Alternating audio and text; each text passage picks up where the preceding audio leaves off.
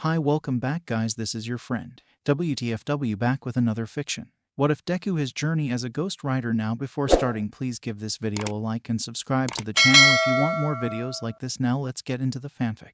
Midoriya Izuku, also known as Deku in general, all around his school, Katsuki Bakugo, the main tormentor of his or his childhood friend, once named him Deku, a person whose failure, useless shit, which what the name stands for. However, over time Izuku accepted that name along with meaning behind it, but still wants to pursue his lone dream of becoming a well-known hero one day, even after he's diagnosed quirkless at the age of 4. His dream elevated his will and determination during hardships. That's his like, torn between family and society, both having different taste on how to treat him. Society despise the weak, continuously pick on them, having all sorts of entertaining satisfactory of a quirkless being hurt. Izuku had told over a decade that it's all pointless. His dream is pointless. His sister and mother, after his father's death, started to being overprotective, fearing his dream one day lead him to the dark void of death, aware of his quirklessness. But they loved him more than anyone ever had. Without his mother and sister, Izuku cannot think of a what-if scenario that won't hop in a line that changed his life for worst. Inevitable bullying,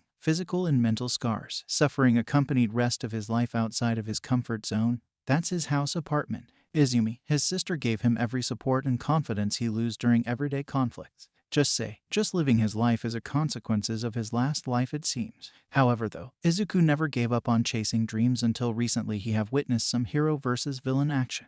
He was happened to be full-on analyze mode while having little no idea on what happening around except the fight happening between Kamui Woods and a lower class but dangerous villain, what looks like out of sea in form of walking punk like shark. Izuku even witnessed a heroine debut. She have a gigantification quirk and a rare one to see. Nevertheless, Izuku just wrote down all points, advantage, disadvantage, limitations, facade of using it beyond limits. Like a printing machine, he was filling a page with classified and important information that can be both help him but also trouble the heroes if the evil ever got hand on them. What happened that night? Unlikely, most embarrassing and worse the Midoriya family ever faced before. At the scene, a policeman overheard muffled mutter of the greenette, then out suspicion, Midoriya taken custody for interrogation. Recently villainy was over the peak since All Might started showing up once a while, and police won't leave any chance with spies. Midoriya almost had panic attacks at the way a senior police officer interrogated him. Thankfully the procedures went fast when luckily a help in the form of a detective who inherit a quirk helps him to sense lies.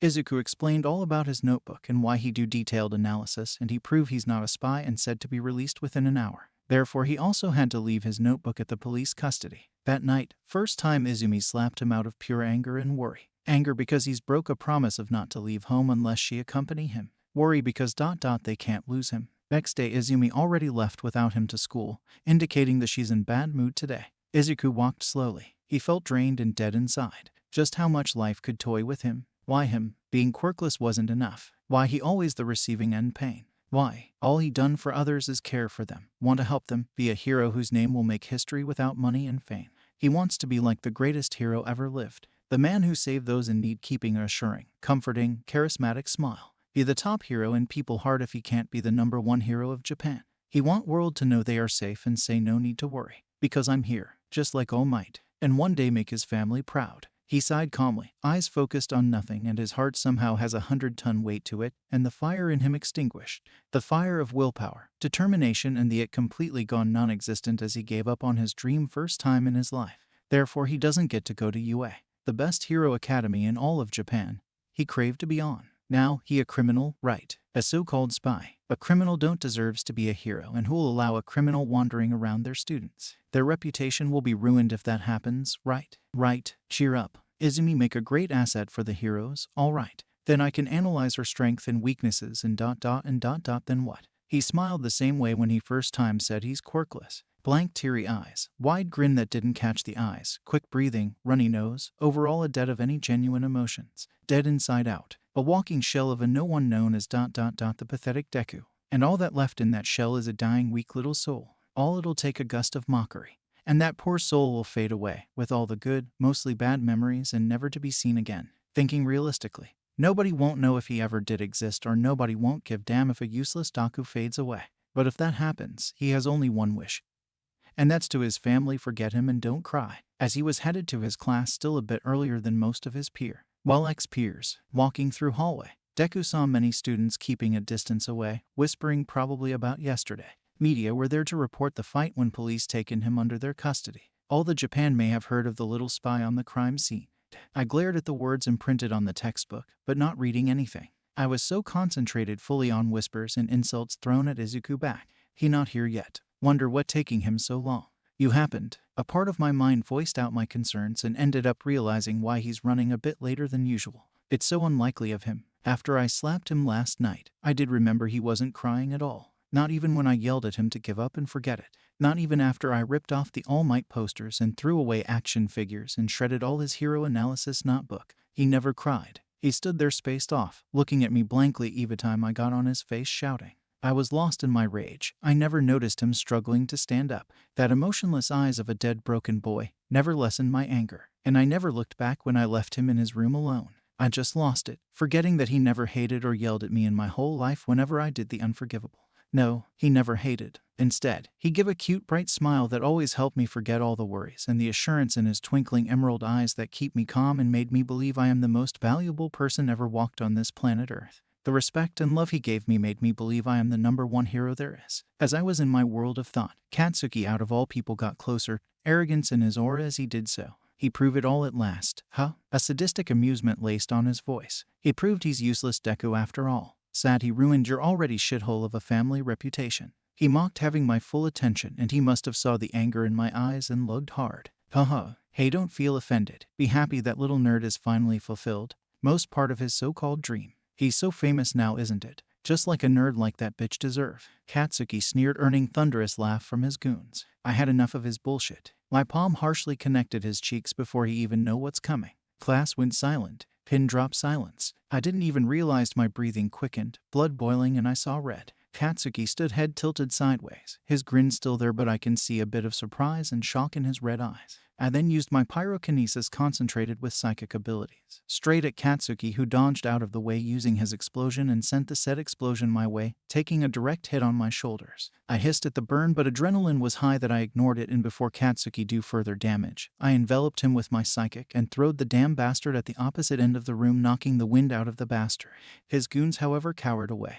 And I'll give him that they do have brains to not mess around when I'm on the opposing side. And I got carried away paying attention to the two idiots. Katsuki, the man never misses loopholes, immediately propelled himself with his quirk, came rocketing straight at me and punched my gut, throwing me with the lethal impact. I clutched my gut, groaning, and I hit the wall so hard.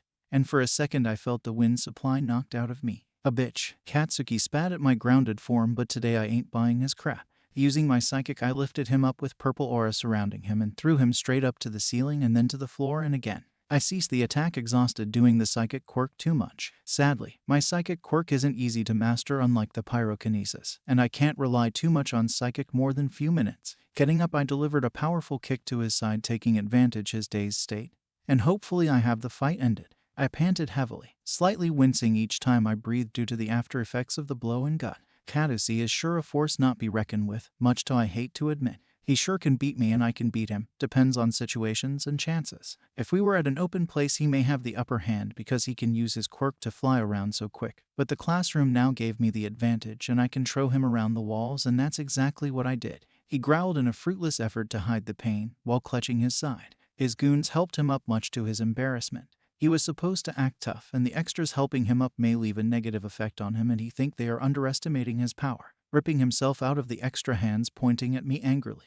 It's not over, don't you think, S? Shut up, Katsuki. Take your fucking beat ass back your seat before sensei barge in and suspend both of us. I snapped back, taking my seat. Are you fucking underestimating me, bitch? He shouted, and I snickered when I noted the familiarity between him and an angry Pomeranian. What's so funny? He frowned, giving death glares, and I shook my head as nothing. While we were at it, the door opened with a bang, attracting our attention. I then saw Izuku. As he closed door behind to walk to his usual seat, I felt something off about him. He was calm, like really calm, as if of a dead body. His eyes weren't fixed on anything but straight, not looking away when eye contacting any of us like he usually do when feel nervous by others. His skin was pale with dark circles under his eyes, a look of nothingness on his face repelling any emotions, and it's safe to say he actually resembles a corpse walking. He made a beeline to his desk, not even look bothered by Katsuki on the way. Then he did something surprising. Izuku walked straight, bumping on Katsuki's shoulder as he did so. And Izuku don't even look slightly concerned or apologized, not even looked intimidated by Katsuki fuming rage. Katsuki eye twitched and a pulsating vein appeared on his temple. I can hear his grinding teeth and see his jaw clenching.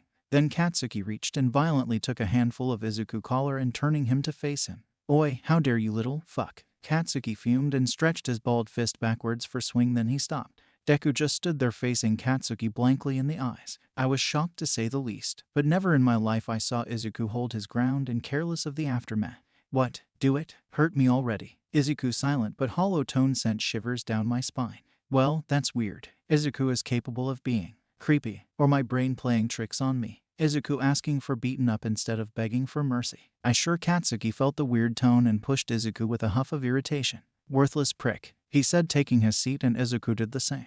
His seat is the left of mine. In the whole process he never paid much attention on the others, including me. I saw him just dropping the bag with no ease and sat down, hands rested on table and chin on his hands, facing out of the window. Did I do that to him? Now I feel bad. Worthless, waste of space, Deku, disgrace, stupid, quirkless bastard. Just give already. Don't deserve to live. Useless, coward. You're selfless but quirkless. Die already. Deku means a shit can do nothing. Black spot of the family. Sorry, young Midoriya. Quirkless cannot be a hero. Die, die, die. Hey Deku, how about an advice to make it quick? Pray that you get a quirk in your next life and take swan dive off the roof. Swan dive. Advice. Good advice. Yeah, Izuku thought, looking away at the distance off the school compound, taking in calm picture of faraway mountains, which helps him thinking freely. With the distant look on his face, Izuku looked his sister, who calling him for few minutes to inform it's time to go home. Hey, took you long enough to notice me. She pouted playfully, hoping to cheer up his mood, but no avail. Izumi sighed at his expressionless face before dragging a chair to sit facing him. Okay, I admit yesterday I got carried away. But you have to know how me and Mom felt hearing all the stuff happening to you. Is it too much to be worrying about your well-being? I ask for you to give up B. I know, he blankly replied, standing up and packing stuff. Good luck in UA.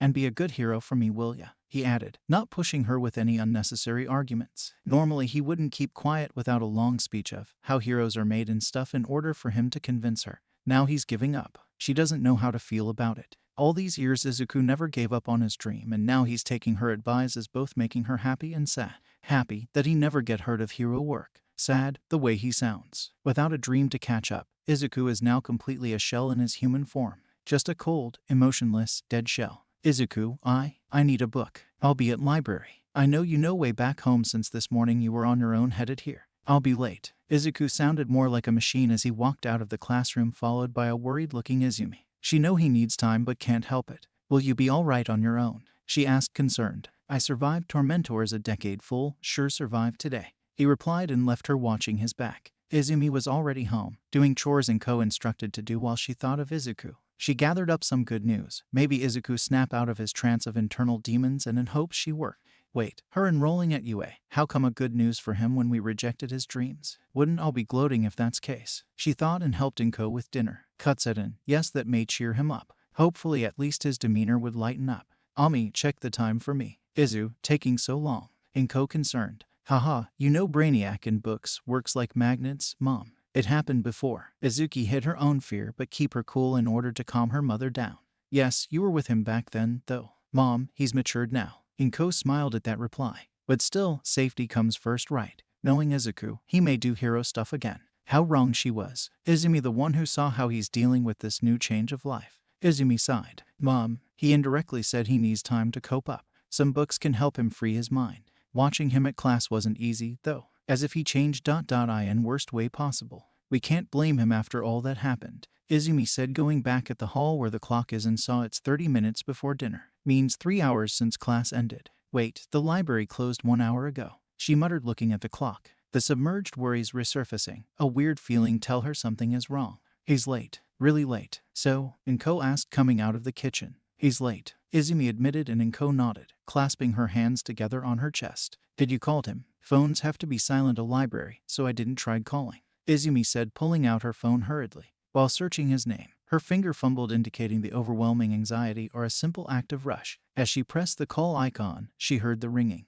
Few more rings later, she heard a click at the other end.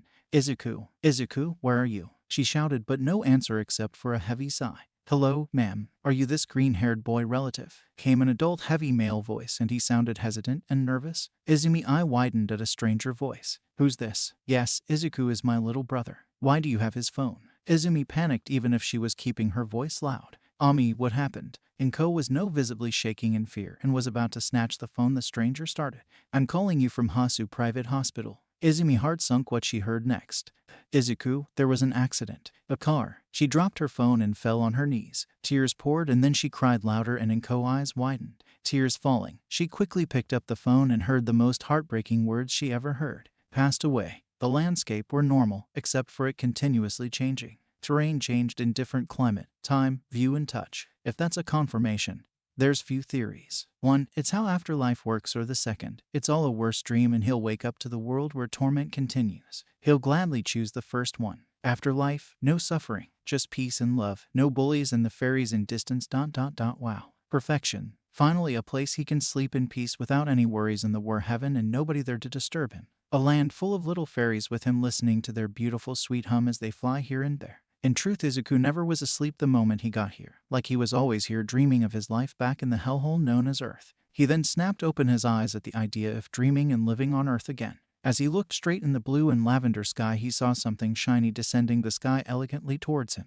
Izuku abruptly sat up as the being descends further to come face to face with him. And what he saw made him chuckle at the adorable little him. Yeah, this little fairy is a miniature version of him but adorably round and has small leaves replicating clothes and yellow antenna on its head. The fairy is as big as his palm and started to wonder if they lookalikes or really the same person. "Hiya, big me." It chirped happily, giving small wave. "So I was correct, we're the same person," Izuku said. "No, I'm me, big me." It pouted and Izuku's sweat dropped. "Ha, you're weird, you know." Izuku chuckled and the small fairy pouted. "I'm you after all. Don't expect so highly of you." The fairy snapped back and Izuku tried not to slam his head again and again. This little thing is not a socially invested one for sure. "Yeah, like it said, I was that awkward around people," he thought out loud. "Aye," the little fairy agreed. "Wait, was I muttering again?" Izuku asked, cheeks red. "Hear me, silly. I think what me think," the fairy said, making sense, but Izuku's brain couldn't process any of what it say. This little thing confusing him. Izuku blinked and the fairy tilted its head sideways, waiting for him to say something. Okay. "Well, I have a quick question," Izuku said. "No, it's not afterlife." The fairy answered his unasked question and Izuku sat there dumbfounded. How did you make sense? Izuku muttered and thought of the answer the fairy gave him. "Then what is this place?" The fairy looked offended. I thought me knows what me knows." It complained and puffed its chest in an attempt to look really mad, but the size of the fella betrayed it and it turned out to be even cuter. Sighing, it looked at him and said, "I'm in an illusion." "Illusion? Wait, am I really dead or I'm dreaming again?" Izuku wondered. "Yes, illusion. Of course me dead. I'm really this stupid?" The fairy shouted all at once, both answering and insulting at the same time. "I'm in an illusion where me can experience anything that me want and can see whatever me want. Basically, when me was living on Earth, me never experienced such beautiful view before and me got tired and is imagining this and taking in the feelings of something foreign but most wanted. Me wanted peace, so me getting peace. For now." The little thing explained, twirling its tiny fingers and round, pointing at the changing landscape. "Oh," Izuku said, having trouble put two and two together. But his eyes widened. "Wait, what you mean, for now?" Izuku shout, fearing to hear the next part. "I don't want to go back. Heaven is fine." The fairy just looked up at an "Are you serious, bro?" look but shook its head. "Well, my part ain't done here on Earth. The fate is already written," the fairy said now seriously and flew away before saying, "Goodbye me." "Wait, come back," he shouted, but the scenery immediately dropped in an instant, leaving only darkness behind.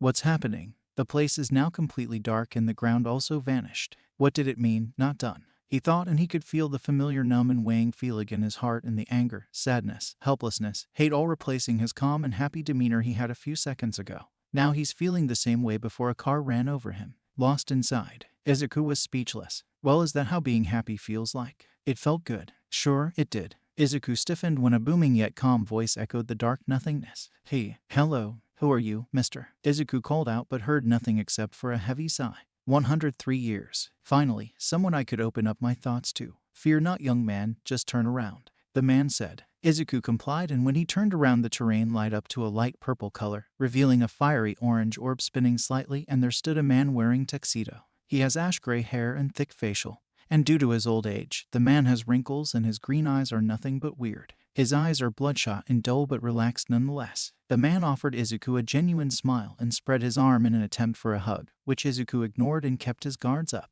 The man has this powerful, strange aura in him that's quite intimidating and nerve-wracking. He looks strong with that 6.5-foot tall and muscular build even after he's aging. No welcome hugs. Handshakes maybe. The man asked, stretching out his arm. Who are you? Where am I? Why am I here? Izuku voiced out bluntly. The man chuckled. Introductions, huh? Well, you're Izuku Midoriya, born powerless but a great survivor of a brutal community. And me. You see, I've lived so long and things change quick that my personal information are long lost with countless memories. It's nice to meet you, young man. The old man still have his arms stretched. Izuku raised an eyebrow at that. How does he know me? Not in detail, but still. Izuku thought and hesitantly reached for a handshake. When they clasped each other's hands, and for a second Izuku felt like the time stopping. Confused, he saw the old man has frown on his face, and before Midoriya could react, the space around them started to flicker with billions or trillions of images flashing. Izuku's eyes widened at the sight. Images, so many images. Each images that pictured Izuku Midoriya life from the start to end, and now reliving those many faces he forgot, those who closest to him, lost friends, pain, happiness, and dreams that he left behind.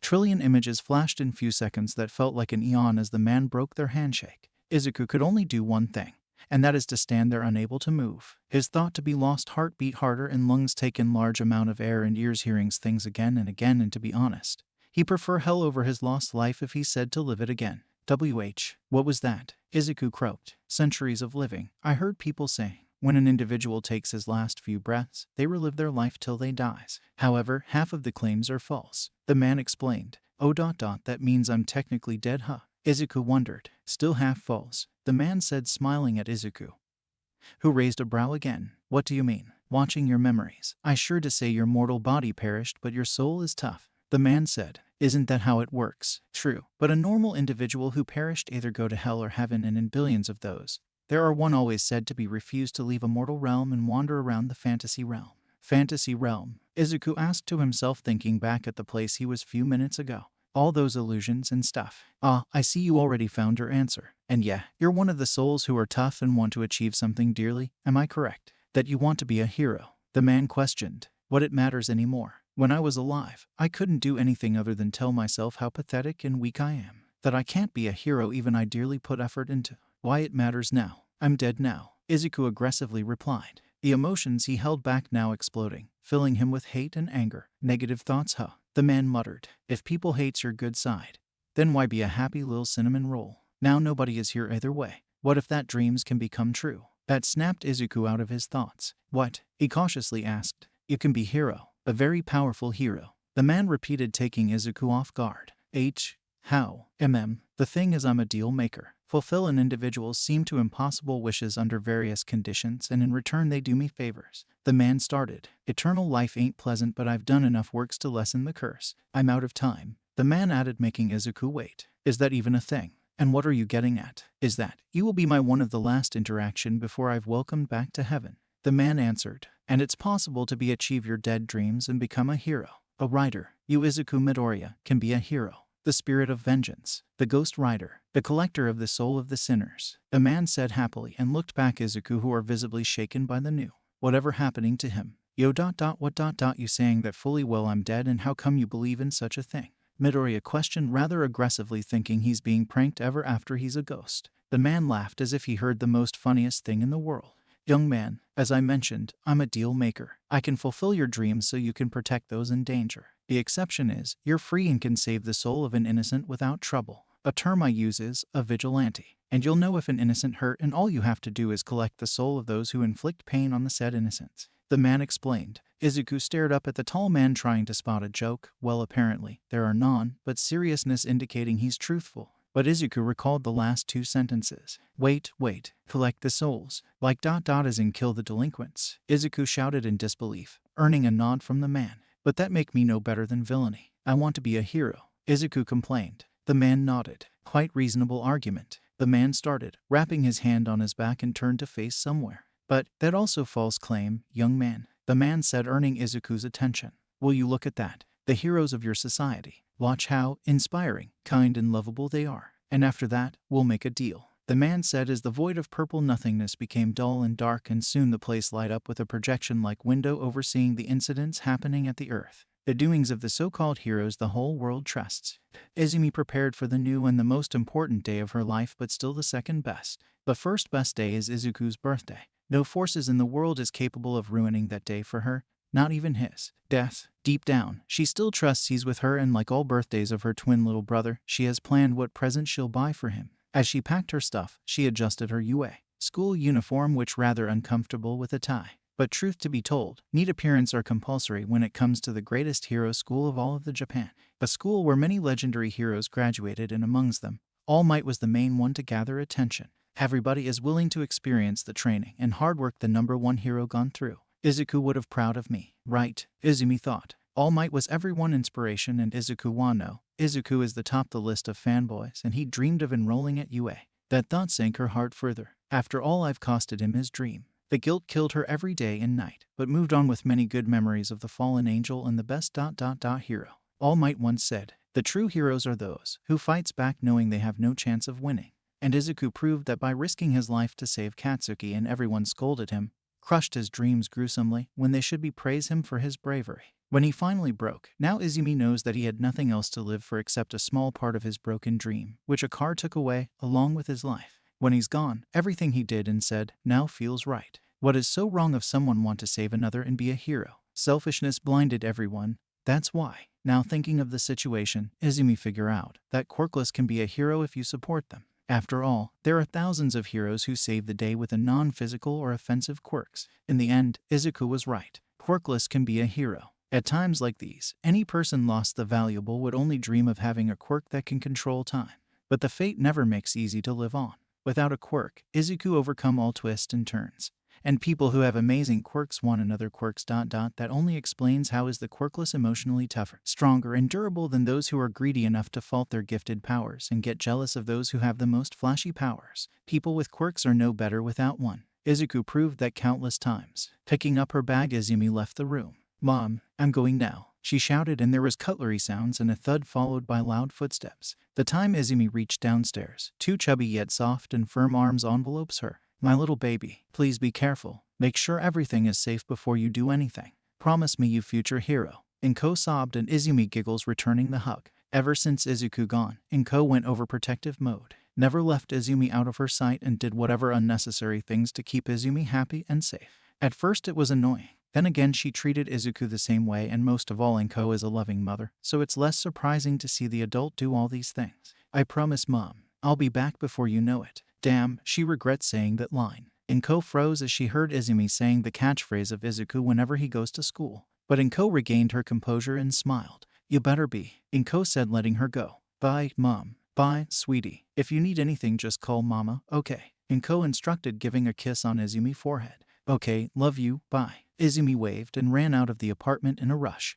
She stood wide-eyed at the building towering over and smiled wide. You seeing this, Izu? She muttered with glint of hope in her eyes. She needs to pass the test at all cost. However, the luck ran out for someone that crossed path her. Katsuki Bakugo was walking, hands in his pant pocket with an unreadable expression. Well, when Izuku passed away, the angry Pomeranian started to keep his quiet, and he even looked uncomfortable facing her. At the funeral, Bakugo had a solemn face she never seen before. Must have guilt, sadness perhaps, and he was fully aware. Whoever was allowed to mourn, he is the only one that should not be allowed. Deku was a foe, a rival for the blonde, but when the challenge comes with such a foe dies out, he has nothing else to focus other than being a hero. Sadly, he didn't want a path that lacks challenges and Deku determination and the fire of his dream. Katsuki Bakugo is somewhat lost and didn't have a single clue on what to do anymore. As he was walking forward, he felt a familiar presence behind him, halting his calm walk. Izumi, he said, turning around to face the brunette, and for a split second, he imagined her as someone important, who knew more because of him.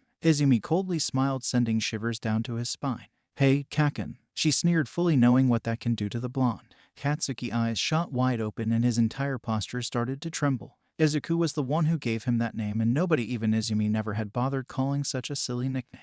What? Shocked? Oh come Kaken, look at me, wearing UA school uniform and all. You said you'll kill anyone steals the spotlight. In the end, you're not the only one from that hellhole enrolling here. Will you still keep that word of yours? Izumi emphasized the kill part, displaying a hate-filled smirk that was oddly terrifying.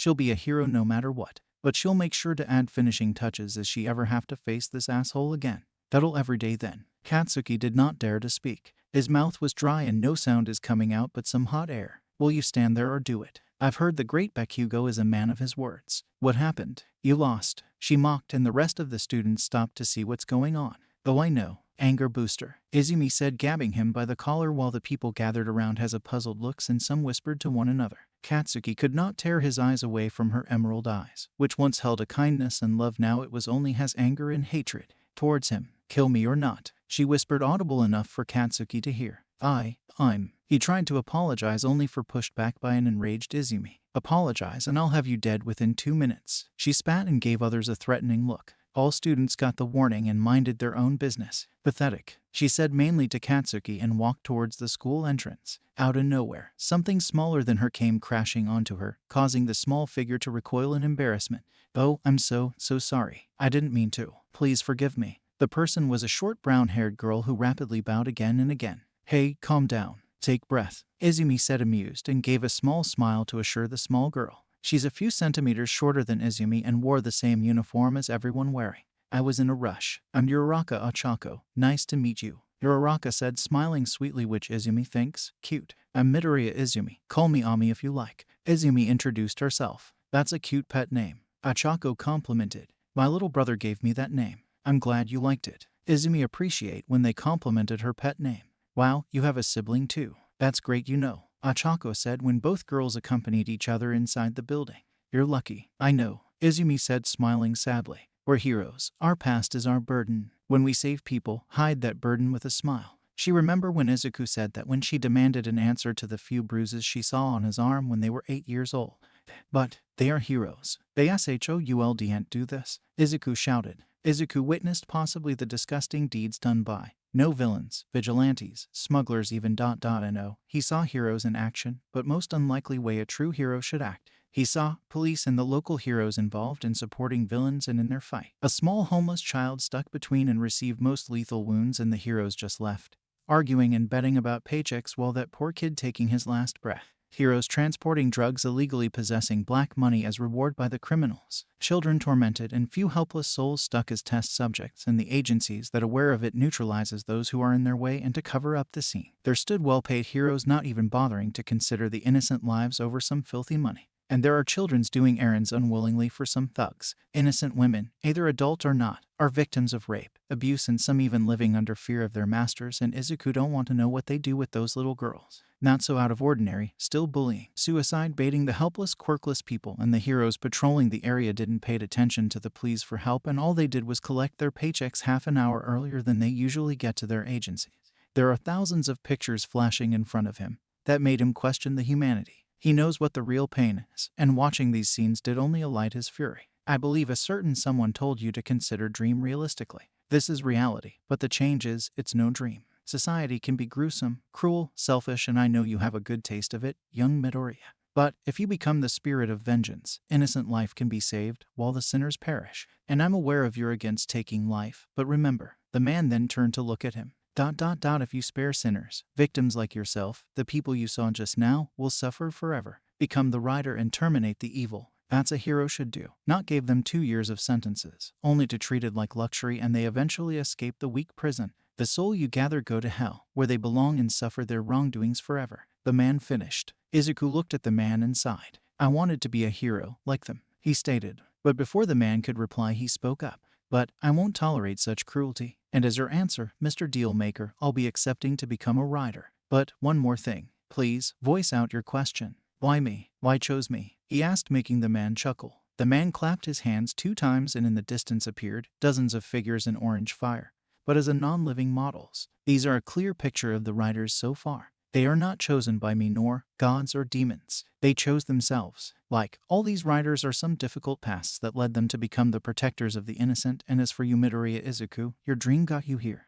The man said proudly and let Izuku examine the figures. All of them are different in size and build, but every single one of them had one thing in common. That is, they are burning skeletons. Aha, that a rider's hell form, and the benefits of it. You can switch your mortal body to the rider form with an act of will. The man said. Izuku has to say, they look so cool for a burning skeletons. What is the deal? I've explained the true goals of Rider, and I'll have your soul as a confirmation. Izuku blinked. So, don't worry, your soul will be in the place it deserves and you can do anything you want like when you were alive. And your duty matters too. The world needs a hero. Are you ready to make the deal? Izuku sighed. Well, what's worse could happen to me, I say. Deal. Both then shook each other's hands. I must warn you that your first transformation would be painful, but after that you'll become the strongest. The man said. It's easier said than done. Izuku wasn't ready for the pain that yet to come. Rise, young hero with power of hellfire. The man shouted. Then Izuku felt it. In his heart, a painful burning ignited, causing a blood-curdling screech, and he fell to his knees when they broke the handshake. Izuku was feeling the worst pain of his life, but the mentality of a broken child suppressed the pain to an extent when he felt his internal organs and flesh started to melt within few seconds, and his eyes, nose, better say his whole body let out black smoke. Eating out as by the hellfire, caused the teen to snap and clawed the air due to the burn on his skull drove him crazy. Screaming, cursing, soon the fire trapped inside of him came out, exposing his bones and slowly disintegrating burn veins.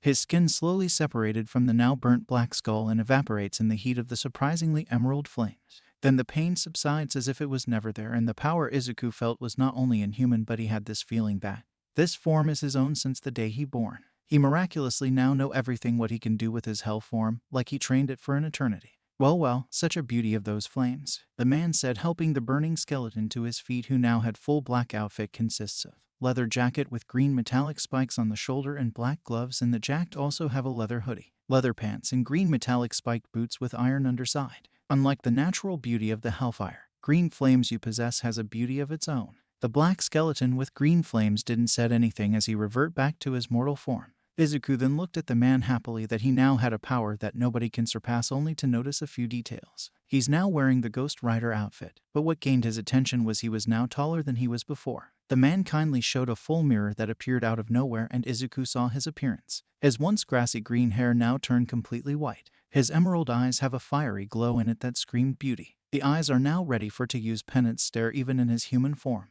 He looked a bit more ripped and taller than his old self. His round features now sharpened, and his presence itself of a walking terror for those of weak will.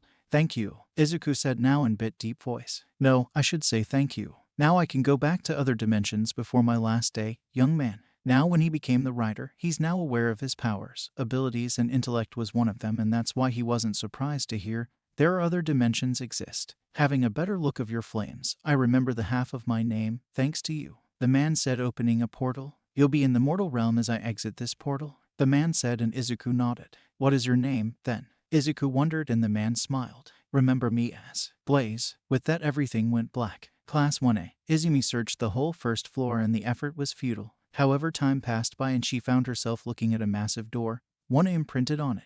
Wonder why the door itself is the size of a tree. Yeah, that's not why she's here anyways. Put your legs down. It's wrong of us freshmen to disrespect the predecessors or the people who made this desk. She heard as she barged into the classroom and saw a blue-haired teen scolding none other than Katsuki Bakugo by chopping the air as if he's a programmed robot. TCH, whatever, Bakugo yelled, but he suppressed his voice the second his eyes landed on Izumi. Lita confused by the change of behavior of the hot-headed blonde and turned around to a green-haired girl staring coldly at Katsuki, and like a robot he marched up to her. Hello, nice to meet you. I'm Tenya Lita. He shouted at and bowed so fast. Izumi was wondering if he still has his spine safe and sound. Hi, I'm Midoriya Izumi. Nice to meet you too, Lita. She greeted politely. Midoriya, as in the student scored the second place in the entrance exam. A pink-skinned girl appeared out of nowhere in a full excited and carefree behavior, and Izumi saw in her black eyes respect and awe. Thank God, I already start loving these people. Unlike those losers back in the middle school, Izumi thought, blushed at the attention she's having. That's me, thank you, I'm Mina Ashido. Call me Mina, the pink-haired and skinned girl introduced so happily. And you guys can call me Ami, Izumi said, and one by one everyone introduced themselves, which Izumi find great. At least they are in good terms. Hey Ami, do you know Bakugo? He started acting weird since you're here. Kirishima wondered. Izumi then notched Bakugo, looking at blankly but huffed and turned away when she looked at him. Don't worry about that loser. He's this way since childhood. Izumi shrugged off and others widened their eyes. I was expecting Bakubro go total berserk on you, calling him that. Kirishima said, exchanging looks between them. Yeah, that dude was all over the place the moment he stepped into the classroom, Minta said, also eyeing Izumi breast shamelessly. Hey, my eyes are up here, Izumi said, glaring daggers at the small boy. I wasn't looking at your eyes, Minta said in a much pervy way, having slapped across the face by a suey tongue. You're scumbag, you know. Zero chuckled at Minta, who was dealing with his swollen cheek. Yeah, so unmanly, Kirishima commented. Don't worry about him, just let Asui know if he creep up on you, Mina said, and Izumi nodded, chuckling. Sure, boys watching her out ain't new, so she didn't mind. Ami, Izumi heard a familiar girly shriek and came Uraraka with blonde-haired boy from the back door. Achaka was happy. They both managed to have a seat on the hero course. Hey, been a while, Izumi said, hugging the brown-haired girl. You mean half a week? Achako joked and both girls laughed. Hey, I've missed my friend, Izumi countered, and others surrounding them felt left out. You two childhood friends too? Hiro, Asui asked. We were together at entrance exam. Ami really is inspiring, and at some point, she even ended up saving me from being crushed by a giant robot. Achako explained. If you're here to play happy-go friends, you should be leaving. Came a husky and raspy voice just behind Izumi, who was still on the entrance. Everyone stiffened, and they all saw a yellow caterpillar which was so big, and then they saw a homeless-looking man in it sipping up energy drink. He looked so sleepy that you'll wonder if the man even sleep at all. It took you all 3.03 seconds to acknowledge me and extra 5 to quiet down, the man said, wiggling out of his sleeping bag. Now stop wasting the precious time, so take your seats, and the offer still stands for those who want to talk outdoors. And neither of the newcomers dared to stand around and scattered around the room to have their seats. Now, you took 5 seconds to take your seats. Problem children, the man grumbled, taking a look at the students who sat still, slightly intimidated except for Izumi, Katsuki, and Shoto Todoroki, who didn't bother to talk to Izumi, and Momo didn't spoke to her either. Now, everything settled down. I'm Shouta Aizawa, your homeroom teacher, he introduced, shocking most of the students. What? Some of them yelled but went silent when Aizawa glared at them. Now, wear these and I want all at the ground in 15 minutes, Aizawa said, holding up a sports uniform. As you guessed, we're starting our year with fitness test but using your quirk. Many of you may or may not lacking experience of it, so Katsuki Bakugo could demonstrate. Aizawa more like demanded and passed a metal ball at him. To ch. With pleasure, he arrogantly chirped, and with one powerful swift, he threw the heavy ball with an explosion enhancement that gone piercing through the air. Die, he yelled soon after. 705.2 meters, Aizawa's foam-like device said, and others stood there stunned. Wow, Bika bro. Awesome, looks fun, Mina cheered, and Aizawa glared at her. We'll make it more fun, shall we? The one to score the last place punished by expulsion, Aizawa announced, and heard many complaints, and the fitness test began. Izumi didn't depend on her quirk much, but when she had to, she worked with psychic. She doesn't feel like left behind, so she needed to work hard on the psychic that drained her energy quick and gave her headaches. Improvement was evident nonetheless by the time the last test. Softball through. Everyone did their part, which now ended up Izumi. Izumi. She turned to look at Aizawa as she held the ball in her right arm. Sensei, by the looks of it, your psychic taking toll on you. If you wish, I consider you visit recovery girl before you take this part, Aizawa suggested, seeing how wore off she looked. Within the last 30 minutes, her body grew paler and exhausted, as well as people could feel the pain she's enduring by looking at her eyes. You okay, Ami? Uraraka showed her concern. We can take you to recovery girl if you want, Mina said, and Momo, being the wise one, agreed. Katsuki tch at their weak attempts to stop a strongest girl ever, and he hated admit it, but Izumi can be a real challenge if provoked. He even got his ass kicked countless times, even though most of the time he had upper hand. Cough. I'm fine, Izumi replied, sounding reassuring, but the way she said it was enough to figure out how much she was struggling at that point.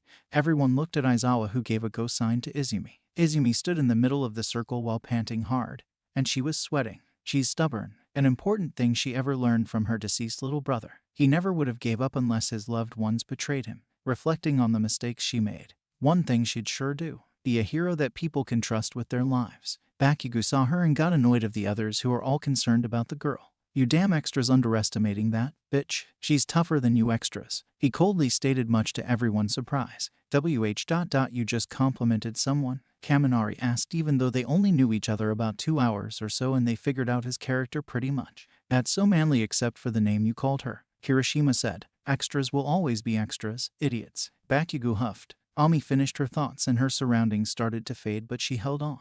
She used her psychic at its best and made a barrel-like structure around the metal ball with purple aura, as making it look like a mini cannon. And now the hard part. Using her flames at the palm that psychic barrel, and with the psychic she closed the opening of the barrel and slowly built up pressure inside the small cannon as best as she could with her fire quirk. Everyone was confused as she was doing so, but Katsuki, Todoroki, and Momo knew what she's trying to do. They do have enough knowledge of 1,000 possible use of heat. But sadly Izumi went a bit overboard as her hands started to burn, but she held on again. With enough heat pressure build, the psychic lid on the entrance vanished. BBOOMMM. With loud boom, the metal ball got launched at a speed that Ami got thrown backwards cause of the recoil. The ball ripped apart the wind as it disappeared into the blue sky. The class wasn't expecting the explosion that was as big as Bakugo's strongest one. The benefit of her super hot fire quirk known as burn. When the smoke cleared, Izumi was on her knees with a red burnt right hand. Her breathing was troubled and strained as she was looking paler and sweating. She was shaking like a leaf as Aizawa sighed. Just don't push too hard next time unless you have trained to withstand the drawbacks. All right, he said in his usual bored tone. Izumi simply nodded, unable to speak, as Uraraka helped her up. What's her score, sensei? Ochako asked, and Izumi supported her weight on Ochako. Let's see, 2785 meters, he said, a bit surprised as well. Everyone was surprised, and even Izumi were surprised. Well, you did great. Ochako cheered, and others think the same. That went really far, huh? Bakubro, she beat you easily, Kirishima said, chuckling. Shut up, shitty hair, he yelled back. Go check the board. Your scores are updated already, Aizawa instructed. Izumi was at second, Momo first, Bakugo fourth, Todoroki third, and Ochako was at eighth pals. Hagakure and Aoyama got tie on the last place. Oh, the expulsion was a joke. Nobody is expelled, Aizawa announced with weird grin, and everybody stood there dumbfounded. But then, BBBOOOMMM. Unlike the previous blast of Izumi, this time the tremors and sound of it was extreme that you will end up die in a heart attack. The building shook slightly and the windows rattled and broken in the UA. Not an exception, the H-like building being constructed with high expectations. That only few widows was able to destroyed by the shockwave that happened high up, that all students and Aizawa didn't felt it almost, but they sure fell down. Whatever that was, like a mini earthquake or mini nuclear bomb blast. What's happening? Almost half of them cried in unison. Don't worry, stay low, everyone, Aizawa instructed, and within few minutes, all the teachers and students ran out of the building in order to stay safe.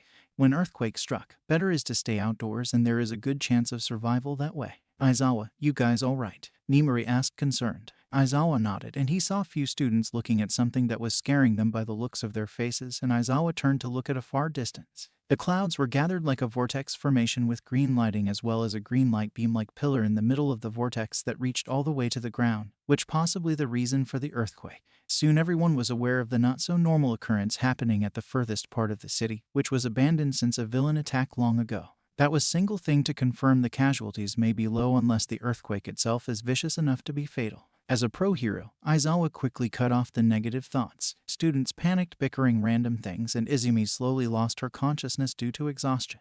Ami, are you all right? Ochako cried, attracting everyone's attention, and Aizawa was at their side in a second. He checked her and sighed. Exhaustion. I'll take her to recovery girl, Aizawa said, taking her to RG, who was with some students.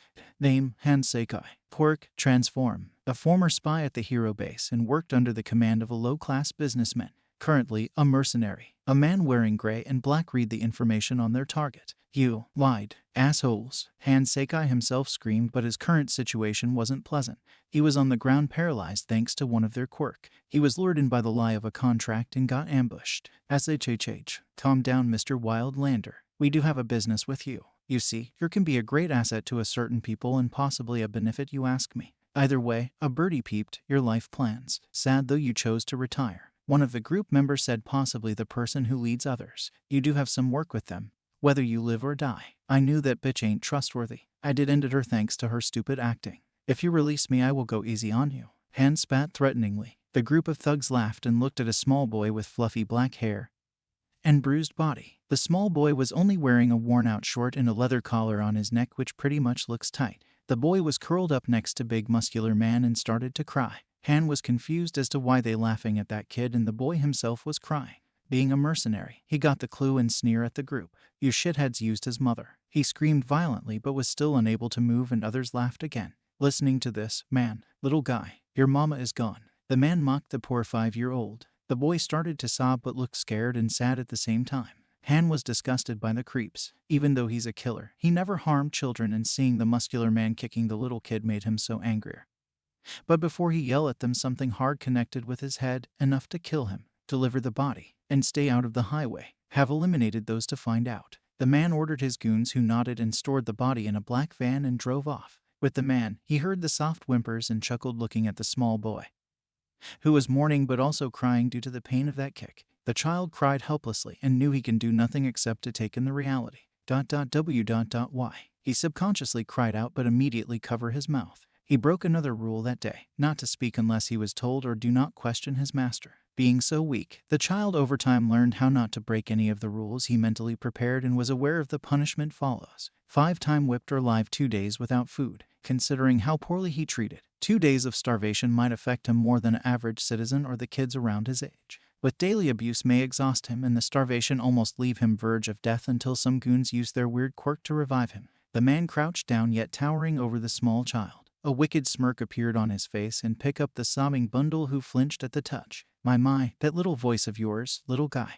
I should have do something by now but you're lucky today. The man said, reaching for something in his pocket and pulled out a white small bottle. You know what to do. You know, we have one more body to collect. Touch it and give me directions. Then I'll let you rest for now, the man said, still wearing a creepy grin. The child's eyes widened and truth to be told, he's traumatized by all the kills and tortures happen whenever the man asked for directions. Eventually he figured out the people he saw die the same ones he was told to find.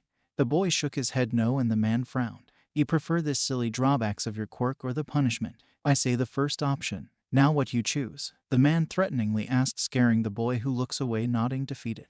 Good boy, that quirk of yours is magnificent, you know. Finding my targets are easy thanks to you. The man purred, burying his face on the kid's neck and breathed in the smell of sweat, dried blood and filth. The boy did hate this part the most. A grown-up shouldn't be doing this. Any of this. BBBOOMMM. A loud and powerful explosion happened few blocks away, sending tremors along with the shockwave that turned everything near it in nothing but black crumbles, and half of the warehouse and the few abandoned buildings surrounded the blast was now just debris, and that's it. The group was also knocked down except for the boy and the muscular man. What the fuck was that? The man yelled due to the whole ruckus, and the kid was frozen on the ground since the man let go off of him. Boss, look. The muscular man pointed at the green fire pillar coming from the skies, or the opposite.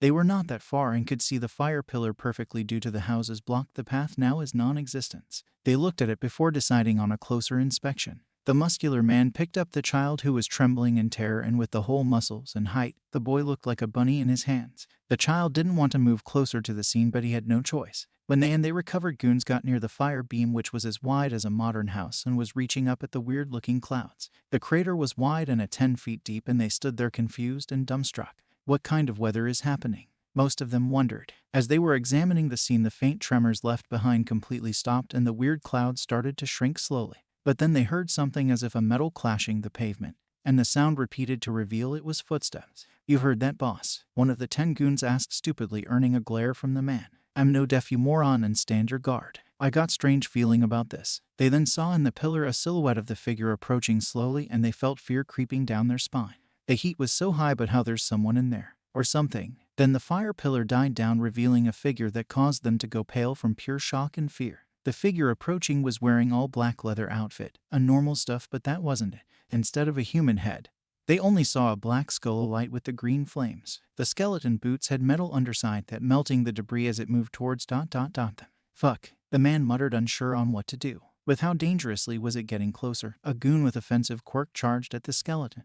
The skeleton then sent a chain out of its hand and swinged at the goon, and when the chain just went through the man like a hot knife slicing butter, and the goon instantly turned into ashes. Within a mere second, that is. Everyone stood there frozen to see one of the powerful goon taken down easily, and the skeleton did not bothered by it and swung the fiery chain in one swift motion and killed 6 of the heavy hitters on the group, and was left was 2 goon. The muscular man, the kid, and the boss. The skeleton motioned his other arm towards the muscular man, and they saw many chains breaking out of the ground, wrapping him up tightly, and one chain had the child safely on the ground. The big man thrashed and toughened up his muscles in attempt to break the chains, but no avail, and was screaming in agony as the chains melting his flesh. This left the others shocked. The dude breaking through thick walls, smashed rubble, and picked up heavy objects, now can't even break some chain. How? One of the 2 goons picked up a rock and activated his quirk that can control small objects he touches like an RC plane. The rock had sharp edges with some rusty nails, and threw it at the skeleton and controlled its movement. The rock speeding up to Ghost Rider in zigzag pattern, mainly to confuse the foe, but it wasn't working. The goon was scared and sent the spinning rock straight at a human's weak spot, the head, and it did make contact, shattering something. And that something wasn't definitely the skull. The rock shattered and was melted away in an instant. The Ghost Rider wasn't even bothered by such a weak attempt. The other goon with shock-absorbing barrier created one around all of them except for Ghost Rider, and they breathed a sigh of relief, but not the muscular man, who was halfway got his flesh melted. We're safe. The goon breathed and knew the barrier could withstand a powerful blow instantly hurt the attacker with their own strength, and the boss and the other goon had a relief in this past hellish minutes. The boy was trembling and was crying and wasn't looking at the burning skeleton this whole time but the ground. But he knew the attacker was strong and somewhat good, because how the chains of the savior gently pry him out of the muscle man grip. The adults then looked at Ghost Rider, who was just outside of the barrier, and creepily tilted its head sideways and looked straight at the goon with barrier. And before they knew it, another set of fiery chain erupted out of the ground and wrapped him, and turning him it no nothing but ashes. The barrier dropped and exposed them to Ghost Rider, who was now looking at the boy, who was trembling. The boy had finally his eyes on the skeleton and didn't know what to do. Ghost Rider looked at the child and to the streets. All of them was confused of what the skeleton was doing except for the child, who got the hint. The child was experiencing enough trauma and fear, then he figured out his mother is gone. Compared to that, seeing a burning skeleton was less shocking for the poor boy, who quickly darted away, forgetting his pain. Now he's free and his gut saying that, "Hey, you come back here." The man intent to shout, but his voice never met the expectations. In an instant, Ghost Rider got a hold the remaining goon throat and opened its mouth, shooting molten hellfire lava onto the goon, incinerating him. The muscular man then screamed one last time before the chains increased the temperature and melting the body completely, leaving just charred flesh, blood, and crushed skeleton before the chains vanished. Now the only remaining one was the boss with Monster of the Hell. The man was sweating and shaking. Is this the end? The man wants to live again, but how? Slowly activating his shockwave quirk and blasted at Ghost Rider with all the might he can muster, and thankfully the shockwave hit the target with an explosion and kicking up the dust. The man felt like living again when the dust rested down, revealing a fully fine Ghost Rider, who did the creepy tilt of head and was looking at him even though the thing has no eyes. Then in an instant, Ghost Rider was in front of him after coming up full speed, twisting and turning its body with inhuman reflexes. The gloved bony hand grabbed the man's throat in a vice and then looked at him up and down as if looking down on him. What the man was cut of as Ghost Rider covered his mouth and then looked in his eye, into his soul. The dawn was chilly, beautiful, and refreshing, unless you are sleep lover but can't sleep at all. Shouta Aizawa, also known as the underground hero Eraserhead, was one of those who forced to stay awake and had to depend on coffee all the time and sleep once in a week. The lack of interest in public interaction and media, Aizawa prefers night over day for his hero work. But in the night, somehow criminals are cunning and sloppy, hard to trap or capture unless a stupid convenience store robber decides to be a little show-off. Coffee, Aizawa grumbles, hiding on top of a building out of sight of any villainy. And so far he already sent 3 drug addicts to police within past 8 hours. And he knew his run will cut short in an hour or so. Until then, no coffee. Well, at least an hour. Glad he didn't sleep already. His energy drinks already ran out thanks to the Parker he did on the way. He suggested himself Yamada cooking mainly coffee when all the hell break loose, once the terror known as slumber at times away patrolling, and lack of catch working up his mind, almost turning his thoughts that's of a psychopath. But simple mug of coffee never ceased to do its job, which is to keep him eyes cracked all the night. I should keep in mind to carry an extra energy drink or a jar of coffee. He nodded at his own thought, leaning forward to have a look at the narrow alleyways down below. Nothing, no robbers running around, serial killers or whatever negativity of society. Not even cats around the dumpsters except some flies here and there. Man, he wished to adopt another cat after last one really messed up the house. Ran away beforehand. Aizawa got back in one fateful day. His weakness and like was cats. Nothing else comes close. However, there was a thought was disturbing his duty all night.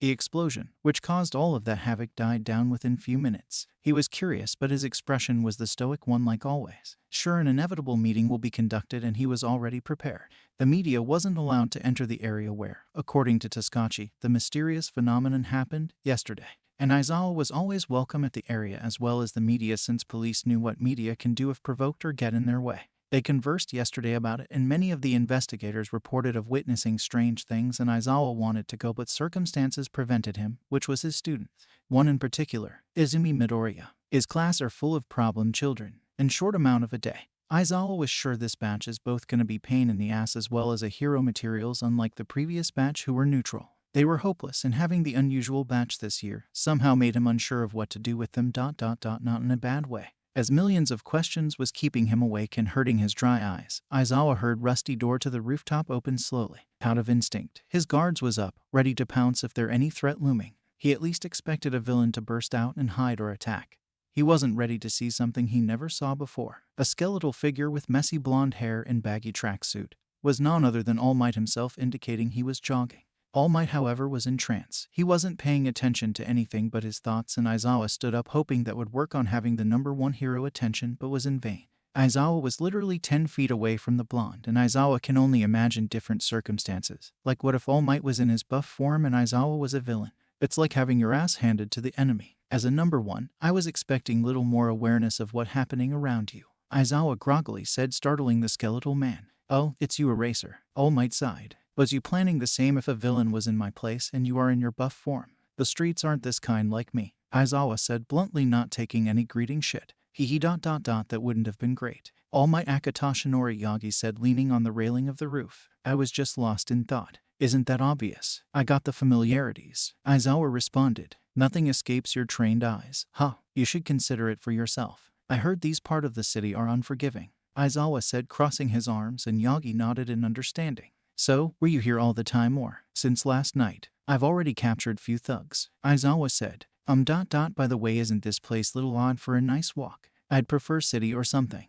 Aizawa said. Yeah, Tsukachi informed me of yesterday. I was at his office few hours ago, All Might explained and looked away. The cheerfulness of his faltered, but Aizawa did notice it, even if it's hard to read All Might's face. The explosion. Aizawa knew the answer but asked anyways. Yes, pretty much outworldly. No evidence of origin of it, just happened, that's all. Even the higher-ups give up contemplating what was that explosion. All Might words could be only make more mysterious than it already is. If I wonder a bomb can do it, Aizawa asked. You should see the sight. No bomb in my knowledge can do something like this. It's almost unsolvable except for the few, All Might said. Voice and expression changed to horror and disgust, making Aizawa a bit worried. After all that blast or whatever that was, he's the one of the many experience of the aftermath. That look of yours, is there more to it than I was told? Aizawa asked, and All Might turned to look at him. Yes, traumatizing ones, All Might answered, making Aizawa more eager to know everything and see it with his own eyes. So, that's what up with yours moodiness? Aizawa wondered, remembering All Might was deep in thought. Not that he cared anyway. All Might stared at Aizawa and sighed deeply. You know, my work never bothered me as much, something personal incident, and there is one of those I regret happening.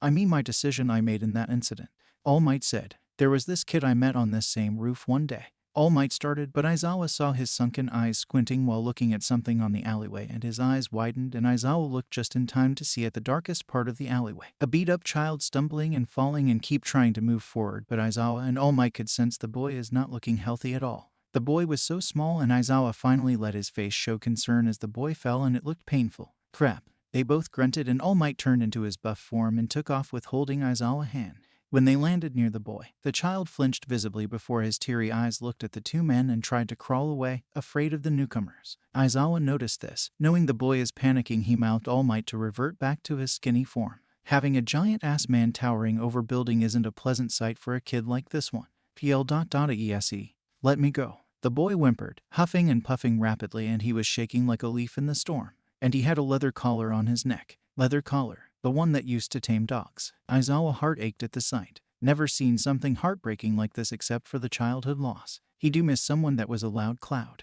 Aizawa was cautious, keeping mind of both the kid comfort and his unknown quirk. Can't risk triggering the poor child to unintentionally cause damage either of the party. And Aizawa knew that. So he crouched down the level of boy calmly while holding both his arms out so the boy can see it and don't mistook it for a threat. Hey, kid. It's okay. We're here to help. You'll be all right, Aizawa cooed, holding out his hands like a welcoming manner.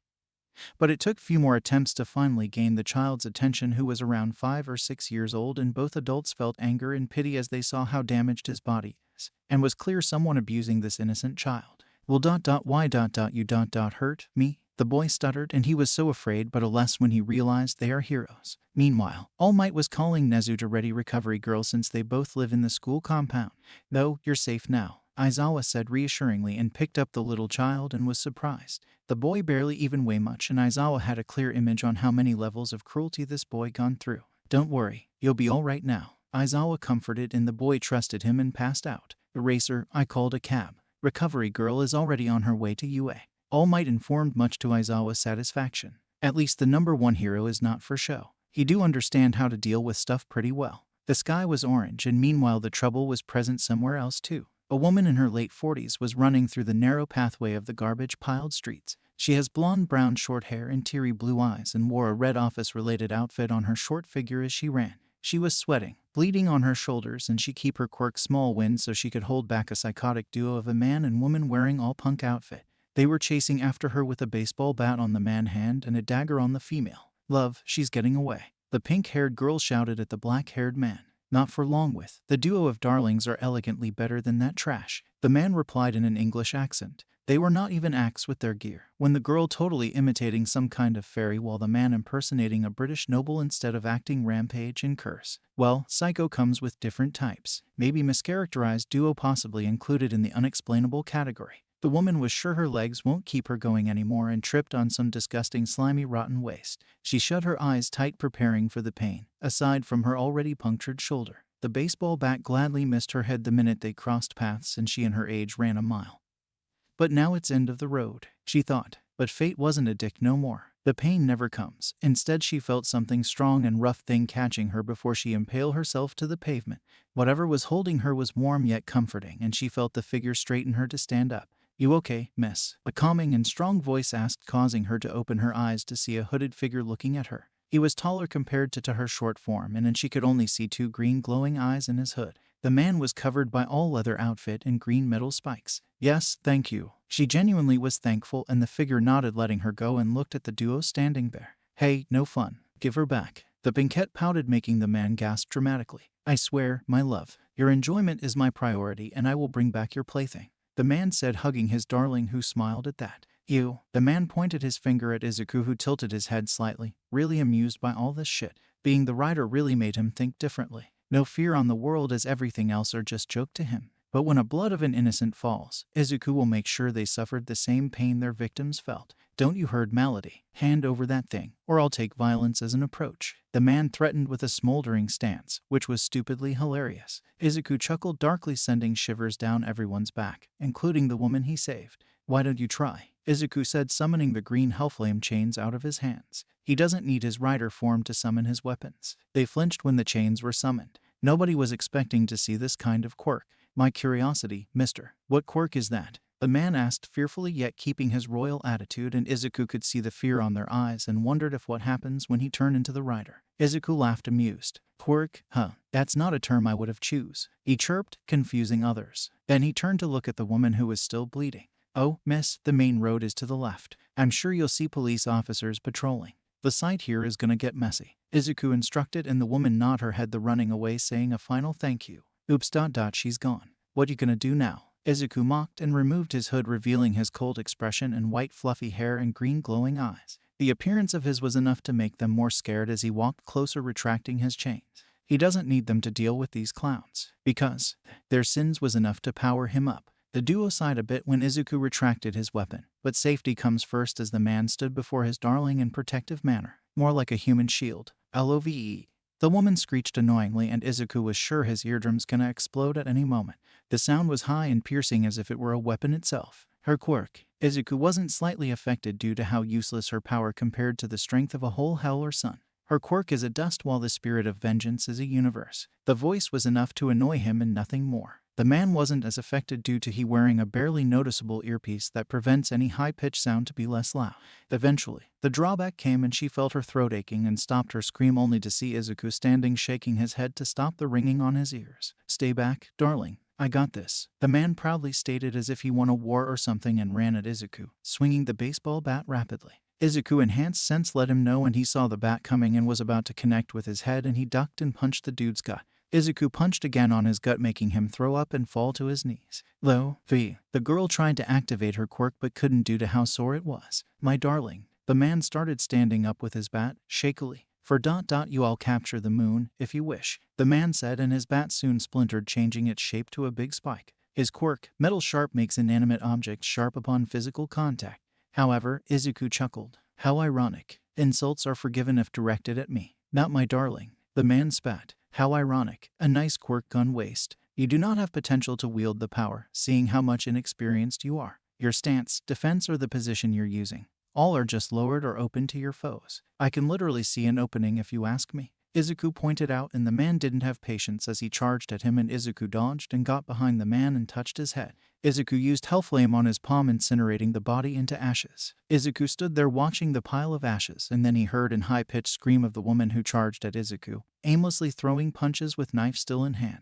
She was trying to say something that was unclear with her quirk active and all. However, her pathetic attempts are useless. Each punches of her aren't that accurate and effective. At some point, her knife flew away from her hands. Izuku stood there taking her punches, and her blows were weaker than he thought. He should at least feel pain, and at this rate, one of many punches are doing anything. After all, he's not invincible in his mortal form. Slightly stronger than an average person. What? Does it hurt watching loved ones die? Izuku asks, catching both her arms. She was sobbing and crying. That's what those who you killed felt. The pain of losing love forever, he said harshly as her teary wide eyes looks at his green ones. Now, feel their pain, he said in a bit more heavy voice. The woman suddenly froze on his grasp, looking into his eyes, and she saw murder, grief, suffering, many hidden emotions, with one stand out the most.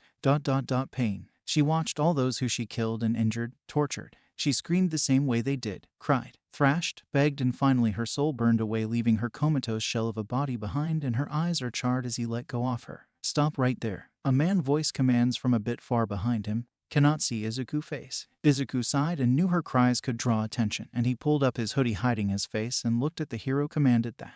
He was local hero wearing all shark-like outfit. Izuku doesn't recognize the man. Then Izuku felt it. The sin committed by the man. He's one of those fake ones. However, unlike those who support big crimes, this one is not that of troublemaker. He only do cheap tricks, that's it. The man was so self-confident that he has big grin on his face and not even calling for backup. That's what a true hero should do before run into action.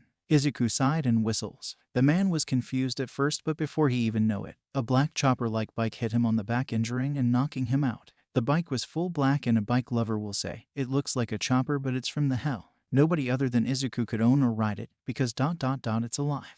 Izuku straddles the bike and drove off. The engine sound was weird and loud. All Might and Aizawa was in Nezu's office, discussing about the child on the infirmary, with Recovery Girl aiding the poor kid while Tsukachi on his way to UA. I'm thankful you two came across the child. I must say he may not have survived if not. Nezu said. He was mad. Police should be checking out the area and should have suspected any of what's happening to whatever crime's happening, and child abuse is unacceptable and unforgivable act of cruelty. One should definitely get life sentences or hunched. That's what we were thinking too. All Might said, sitting on a couch. He's right. That kid was barely even noticeable when we saw him. Almost passed out, and I came to a conclusion that the kid may have kidnapped. Aizawa said. How can you tell? All Might asked. You didn't see that collar on his neck. Bruises. Either my theory matches the situation or it's domestic abuse. Aizawa said, disgust evident on his face, and the others shuddered, and All Might hung his head in shame. As a number one, this is so much for me to take. I should have been more cautious, he said. Do not blame yourself, All Might. You could do so much. Nobody knew, Nezu said warmly. From now on, we should expand our patrolling limit around the city. There may be things happening as we speak. The door opened and a tired Tsukachi entered with bunch of files. Sorry I'm late. Things aren't in my favor recently, he said, taking a seat and signed. No worries, we're having a conversation, so didn't feel time passing by. Nezu chirped. Hey, what about the explosion yesterday? All Might was worried this morning and said of some unpleasant sight. Aizawa asked. Tsukachi nodded. Unpleasant and unexplainable, he corrected and continued. The researchers at the site first concluded or almost thought it was an underground volcano eruption, but that theory scrapped when there was no core or the hole visible. The debris were mostly melted like wax, and nobody knows what caused it, but there's more to it than we thought, Tsukachi said, and Aizawa nodded. Well, in my knowledge, volcanic eruption don't reach up the sky and the fire is green, Aizawa said, startling Tsukachi. What do you mean green fire or reaching sky? He questioned, puzzled. Aizawa had his jaw dropped. Well, that's what happened. The fire pillar was reaching at a weird form of dark clouds and was green lighting around it, Aizawa said, and Tsukachi recorded that report. Thanks for the info. And do you know anything else? Aizawa shook his head and no. Now, say what else you found, Nezu asked, and Tsukachi handed them few photos out his fly, and the three men gathered around Nezu to observe the photos. First one showed was of footprints that melted into the pavements, and the second one was of a black ash. And the third was a man in suits laying on the floor looking dead and all, and the fourth was the most disturbing. Something that looks like fleshy melting pile. Nezu, All Might and Aizawa was confused as to why they are seeing these pictures. Wasn't it about the explosion? Are they missing something more than they thought? What's all this? Aizawa groaned, thinking the man got the wrong file. Aren't the explosion we were talking about? Nezu questioned, yet deeply analyzing the photos. See, I told you there's more to it, Tsukachi said, having the other men's attention, and continued. This incident is related to the explosion. Because of the looks of it, both incidents happened within few-minute gap, means it's related, Tsukachi said, and the others looked at the photos again. Like, what are we even looking at? Aizawa asked, holding up 2 photos of the black ashes and the footprints. Tsukachi sighed, looking disturbed and worried. That footprints, he started, and the others looked at it again.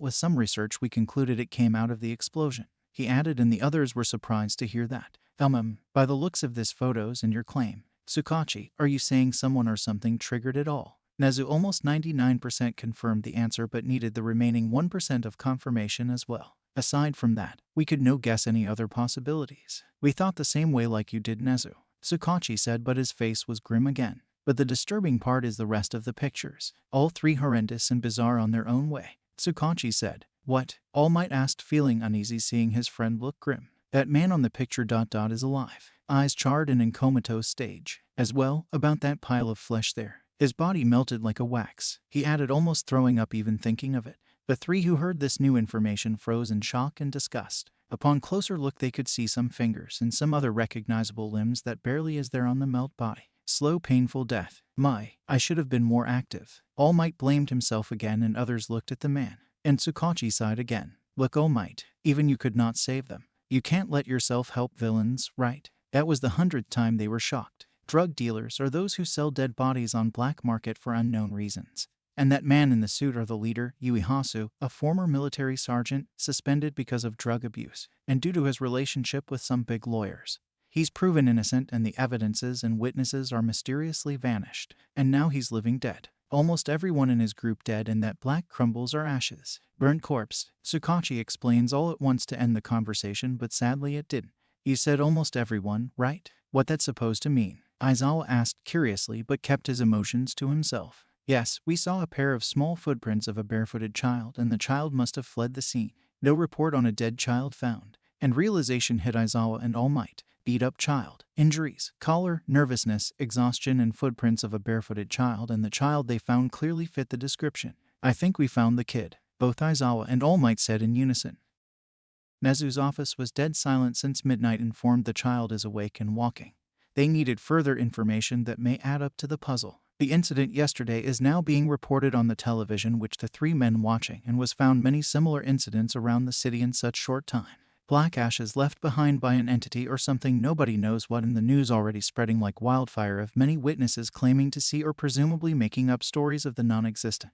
However, with all the lack of information of whatever came out or caused the fire pillar to the sky, even detectives considering each of tales of a giant monster to a scythe-wielding reaper, and with some deeper inspection, few reports are similar. The common part of these reports are bright moving lights and a heavy sound of a motorcycle. And it took about 12 or so hours, and the reports including the crime sites are more than 7 to 11, and almost 64 confirmed deaths, and as well found 4 comatose bodies and an heavily injured local hero.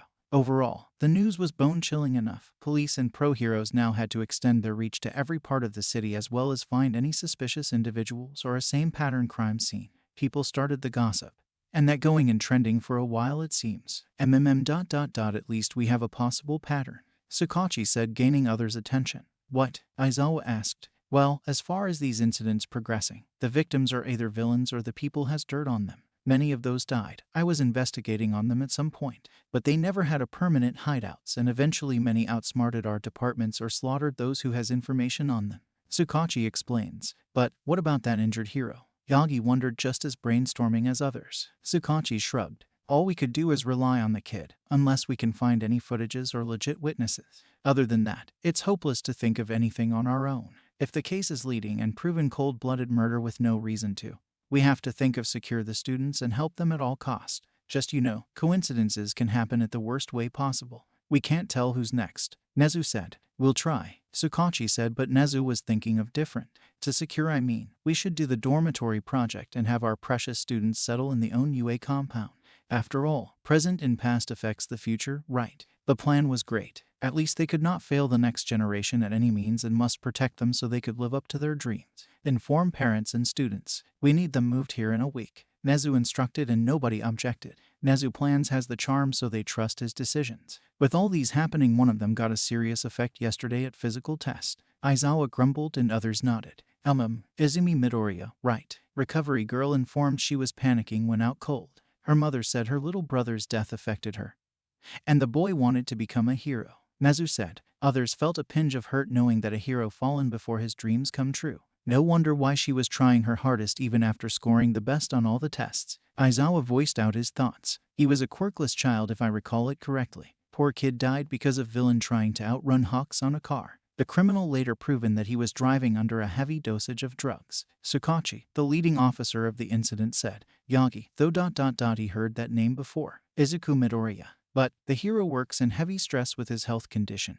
The memory of that name was cloudy, but his gut told him how much he's aware of the fallen child. He only recalled a small child he met on the rooftop, but hazily. He only remembers that kid was a boy, and due to how All Might was in such a hurry, he doesn't remember much except for a broccoli hair. The news was saddening. Someone died wanting to be a hero knowing they are quirkless, and the dream left behind after they're gone because of someone else's fault. The kid must have tough due to how society treats them. If nobody, Aizawa is one to relate him in the deceased child, and truly he got an image of how much the kid have struggled. Until the end, Izumi Midoriya little brother refused to give up but had no choice in the end. Life is a bitch to those who really deserves happiness. They exchanged small talks, and Aizawa is just there because the child and the incident yesterday. He's not the type to get involved into anything until he sees something interesting or reasonable enough. Time passed and Midnight came back with an awake but a wary-looking 5-year-old in her hands. The child so small compared to those at his age and barely weigh enough to say he'll live. But he's far from healthy, both physically and mentally. And if this child is the one at the crime scene, then it's safe to say, a child this age with all the wounds and the fear in his brown empty eyes that he's gone through a lot. Traumatizing, unusual things a normal child shouldn't.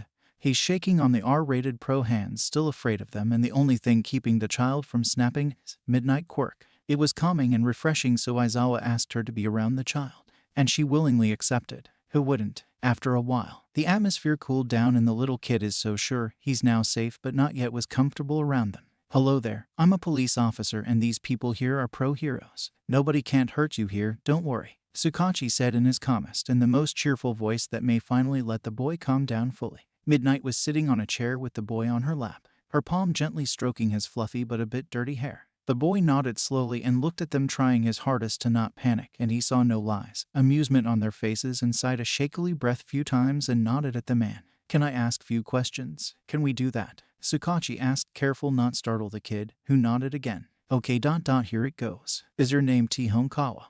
Yeah.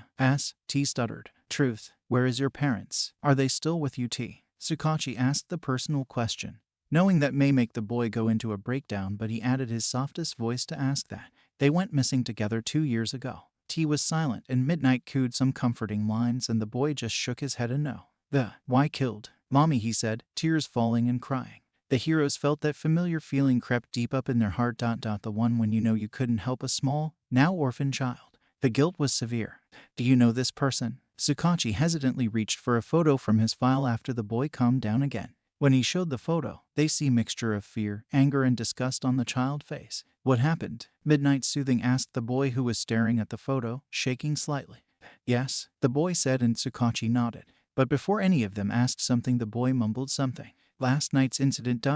He saw it all from behind building and saw how the man suffered. The same way he, his mother, and countless others suffered. T heard his tormentor and the cause of a man to steal his parents, life, and everything. Screaming, begging for forgiveness from his savior. The terrifying figure he first didn't dare to look in the eye, but when the figure motioned him to go, T started to believe that the figure he saw is beyond anything he saw before. Gods do exist. You have to look for one. He remembered his mother saying those words, and now he thinks he found the real God. What was that? Midnight asked as she and others heard the boy mumble, and then the unexpected happened.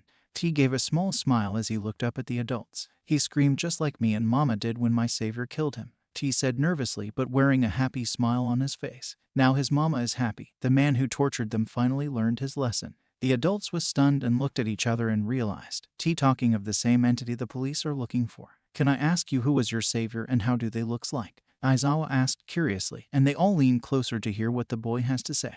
By the look of photos and the explosion, they had idea what level threat the savior would be. Like, what was their name? If you know, Sukachi added, and the boy looked at them and thought about the flaming man. I don't know who or what that person was. They were silent, creepy and scary with green fire on their skeleton. The same day evening, I was feeling horrible since the fitness test because of the headaches and the small burn my right hand. Even after a good sleep, I feel dizzy but I somehow still kicking. Mom wasn't willing for let me come to school and wasn't even interested about the dormitory setup which all students has to move into at weekend after a special class said gonna happen. But somehow I convince her it's necessary if a person wanna be a hero. No regrets, no hesitation. I had to monologue almost 100 All Might dialogues for her to give up on the matter. Eventually, I was allowed to stay at the dorms that opening in almost 5 days or less. And here am I, in an observation room with rest of Wanna and the number 1 hero, watching the hero versus villain test. All Might said that all the students divided in 2 individual group of both hero and villain.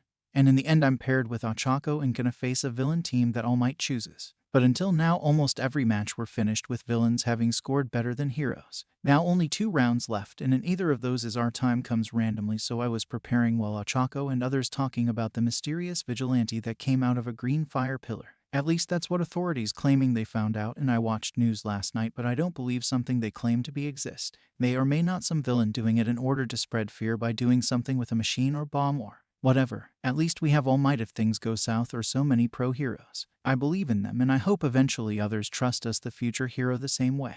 Then All Might called out me and Ochako as hero facing Bakugo and Ida. It's our turn now and we are playing the hero role. As me and my partner walked to the building, I was sure as heck Ida is more reasonable and Bakugo is overconfident.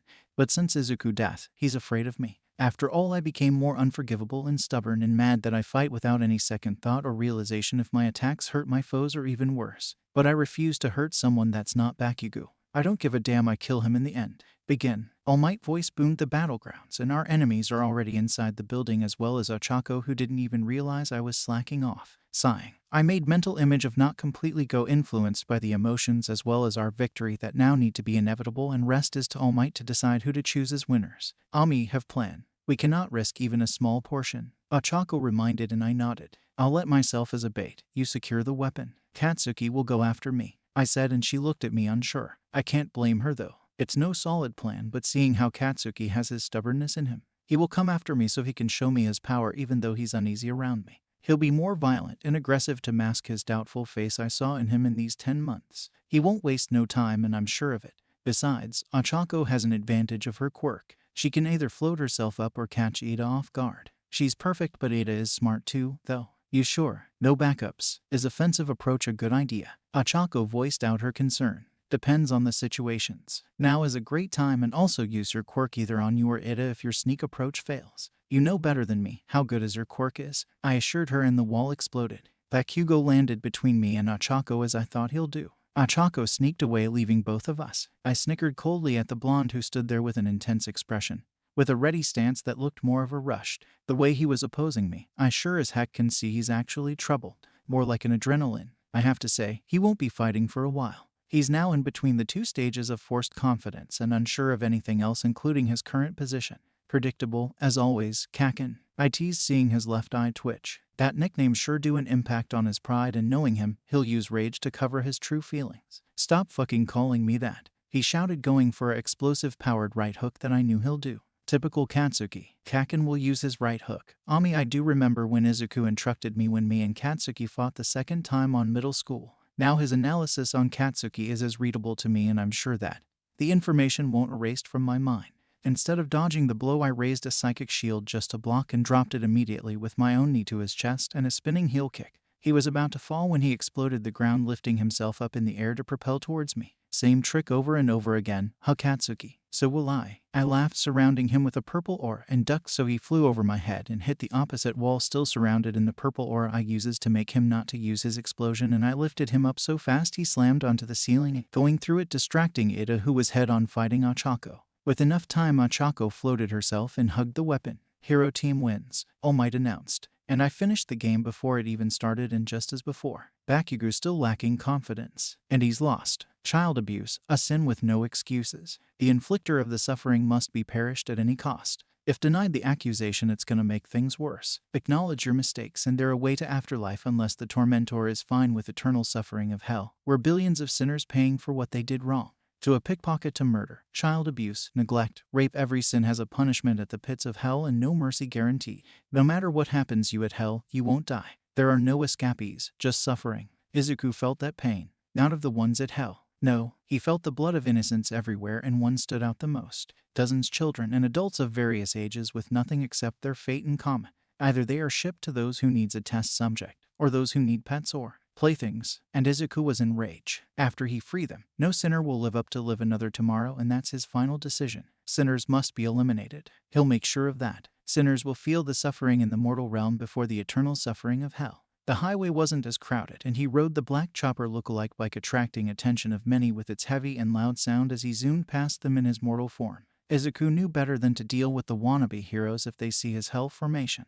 But his appearance is a dead giveaway that he ain't cared the slightest. If a fake hero happens to cross his way, he'll make sure they receive an extra VIP section of the pits of hell. Izuku had his hood covered his identity while on public and killed the sinners without much distraction, and people still have no idea who or what the vigilante they were talking about. They don't know how he looks like, and all they saw was a man riding an expensive bike, and that's it. However, he knew he cannot sneak around forever, but that won't falter him from doing his duty as the spirit of vengeance. Help with a smile on your face, and that line has to be modified. Save the innocent, wiping away the smile of villainy. That's more like it. With barely some times later, Izuku pinpointed the location of the captives, and there's gonna be the sinners who will suffer before he let them die. No instant deaths to those who laugh at the pain of others. Instant killing is an escape, until they fall in the pits of hell, where Punisher waiting for the new souls. The suffering is gonna haunt their reincarnation for the countless generations. Only if they make it to the afterlife.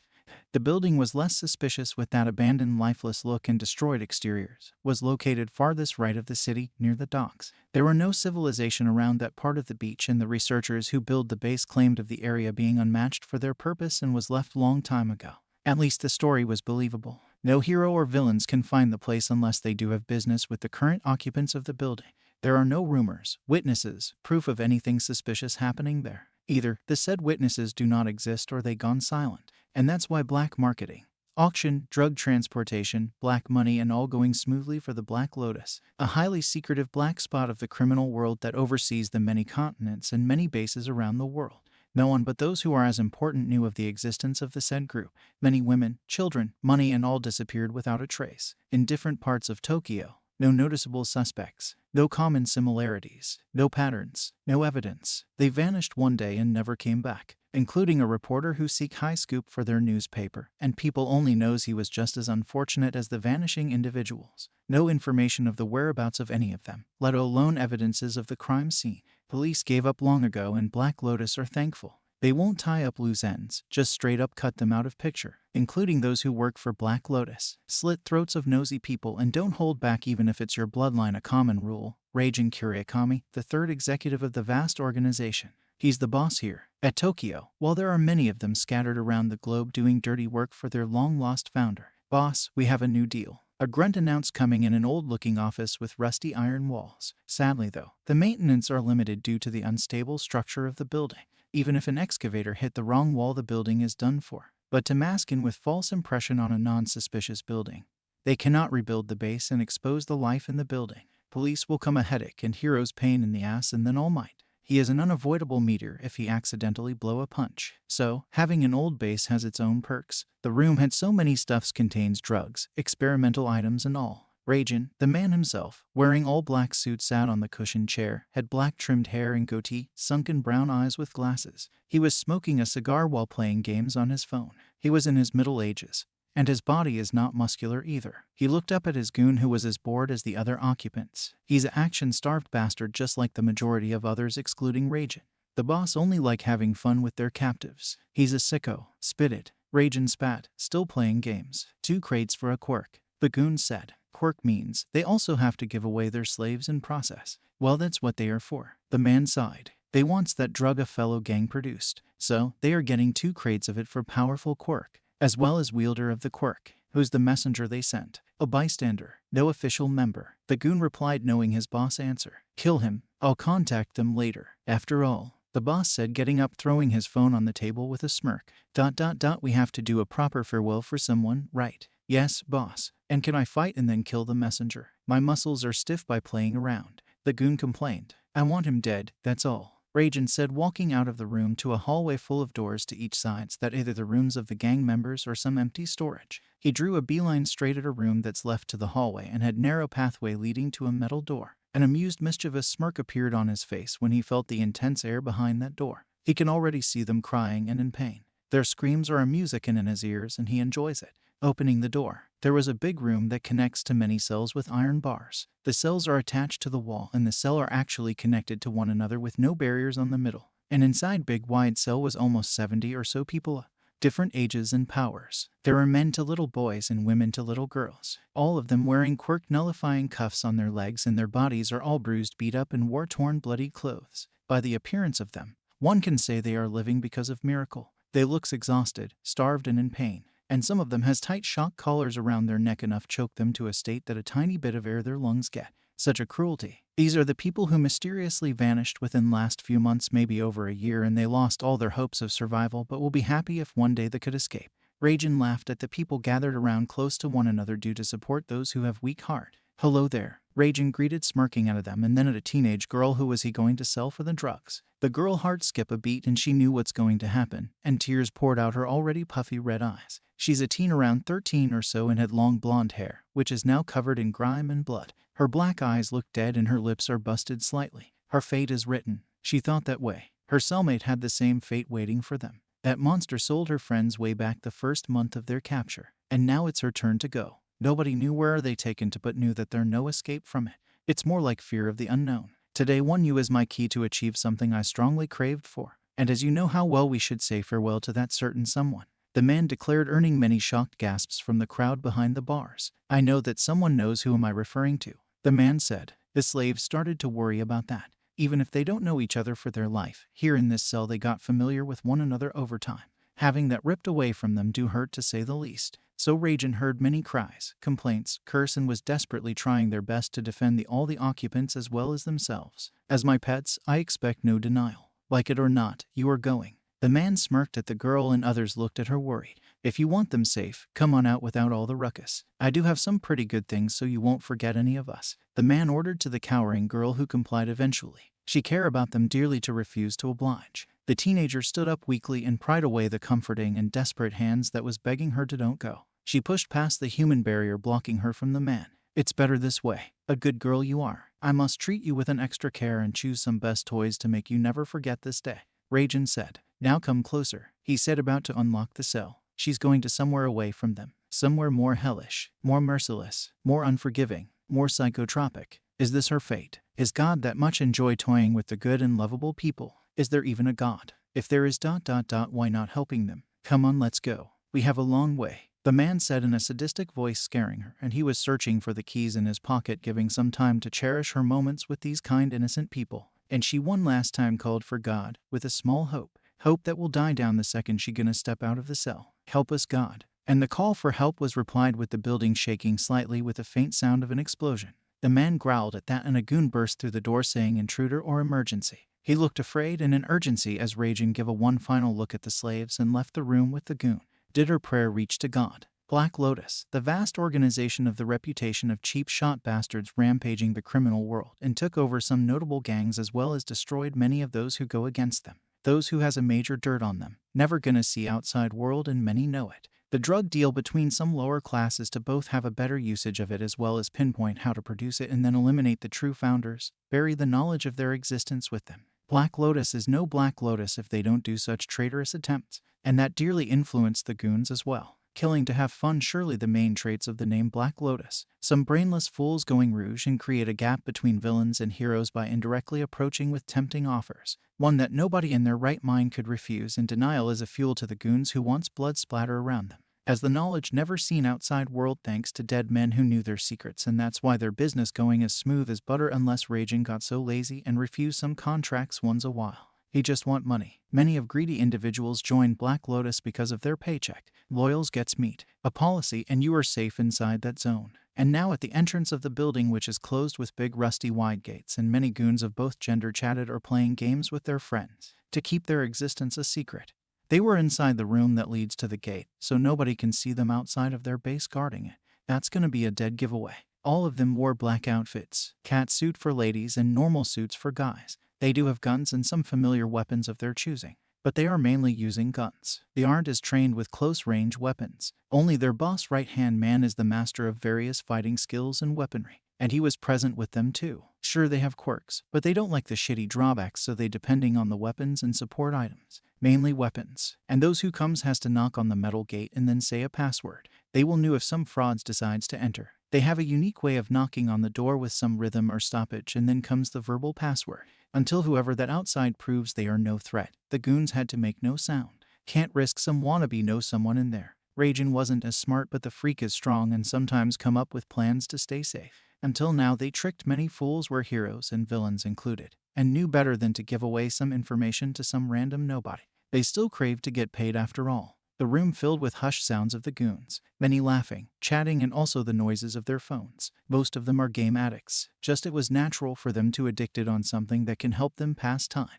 Withstanding and guarding the place 24 hours is not as great as it sounds. Many of them got sick of waiting, and they are allowed to use whatever they want. And then they got silenced by the familiar sound of the knock on the gate as the goons silenced themselves to concentrate on the knocking. 2 knocks, stop, 1 knock, stop, and 5 knocks. Courier, came a gruff voice, and sure did, that's the confirmation passcode. Simple, yet the way you say, the way you knock matters too, and they looked at each other for their approval, and each of them nodded.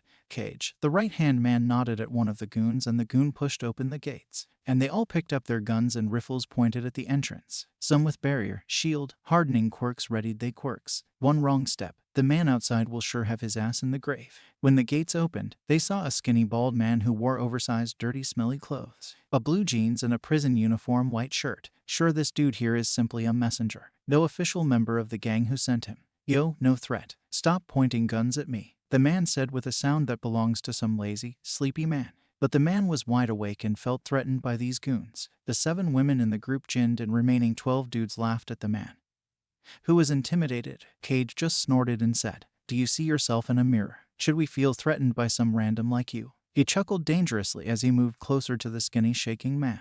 The man shook his head no. These freaks can squash him and nobody won't hear him scream.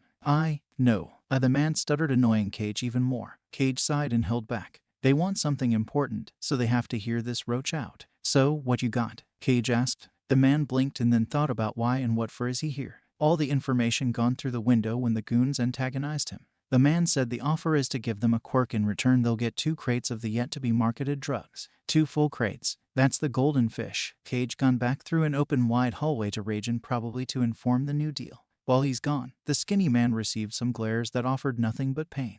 Black Lotus, after all, have red blood on their hands after every deal, knowing that many gang leaders send some local criminals or the ones escaped prison. The skinny man belonged in the second category. Black Lotus members were talking around him, intentionally adding some threatening messages that the skinny man picked up the most. He was sweating and his heart pounded when they got a call. Cage informed them what boss' decision is: to kill the man. Cage was on the way, and the goons had this sick smirk on their faces. Many started rub or crack their knuckles for the fun about to start. The goons rounded the man, cornering him because the entrance gate is close shut the moment got in there. They were getting closer and closer, still grinning wide, seeing a terrified man. Until, "Hey, you had that?" one of them asked, and others silenced themselves. Faint quake could be felt under their feet, and they heard something loud outside gate, getting louder with faint tremors by each second, as if something huge is coming. That something was big and powerful, with the sound of ...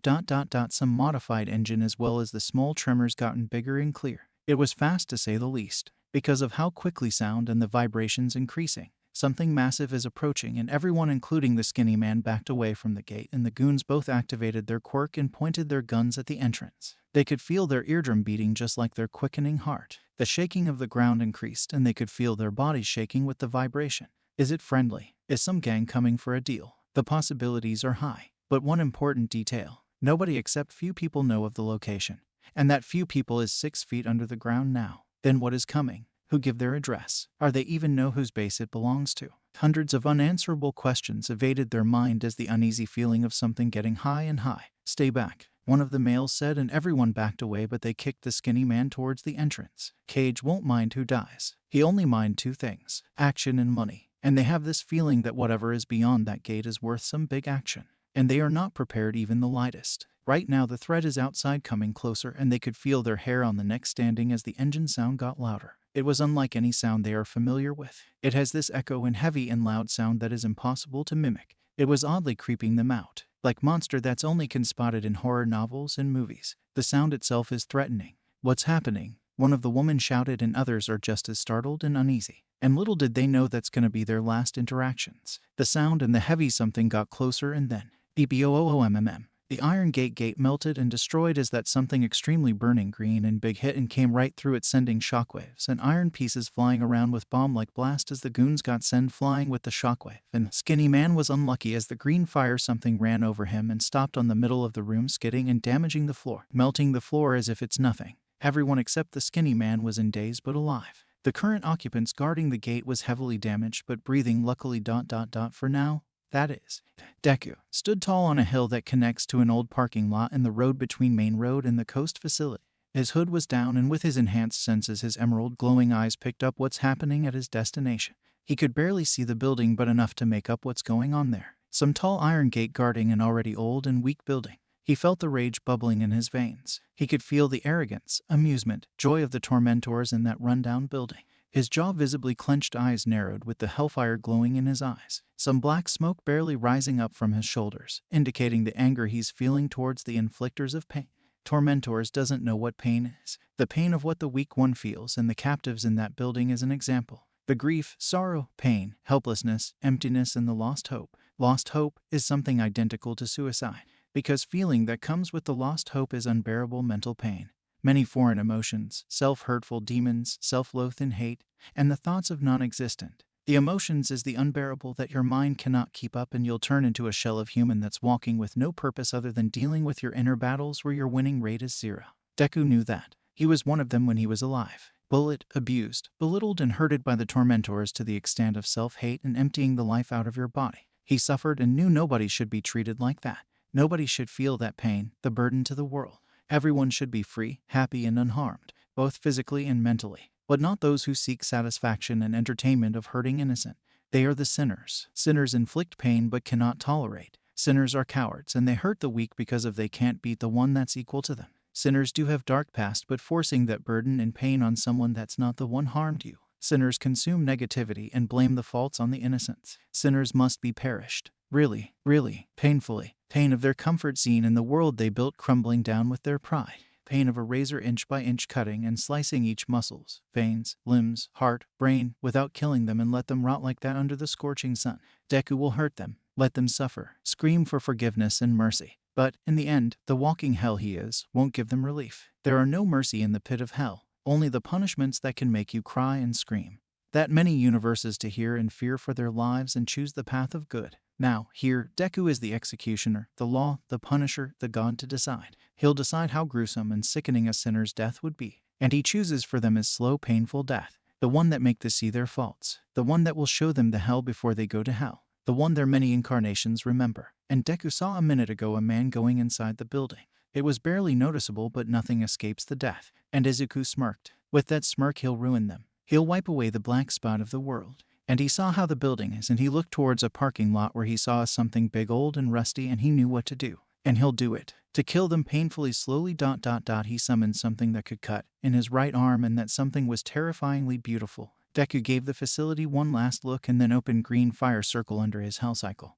And the black ride slowly sank inside the portal and disappeared as well as portal. Deku then with his new weapon in hand walked towards the parking lot, and his body started to heat up and black smoke emitted and merged with the air as he walked to his new ride. They won't know the hell is coming to get them.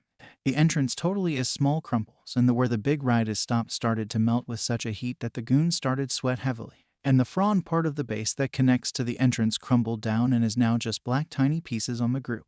They groggily stood up and saw something that's outworldly. They saw the big ride. An old truck that looks charred, and its wheels, headlight, and engine are enveloped with emerald breathtaking and extremely hot fire, giving it a hellish appearance. Something out of a nightmare that everyone's scared of. The presence of the big ride alone is promising nothing but agony. Black Lotus goons felt that fear creeping in their spine, and some backed away, not daring to move closer to it. It's no regular. It's something that of an unexplainable. And they shakily got a hold of their guns, and they had to say they started to shoot at the vehicle and the darkening windshield where the driver seats. But they couldn't see the driver in it, except for a green glow. It was instincts telling them to fire and their gut telling them to run. And all of them, both women and men, shot at the truck, which was motionless except for the terrifying loud sounds of its engine. With their experience, to destroy vehicle pursuers, they knew to aim for the fuel tank. But here, the problem is, the old truck is already on fire. No matter where they aim, no single scratch can be seen on the truck aside from its already burnt look, not even the windshield breaking. Heat's supposed to weaken the glass, right?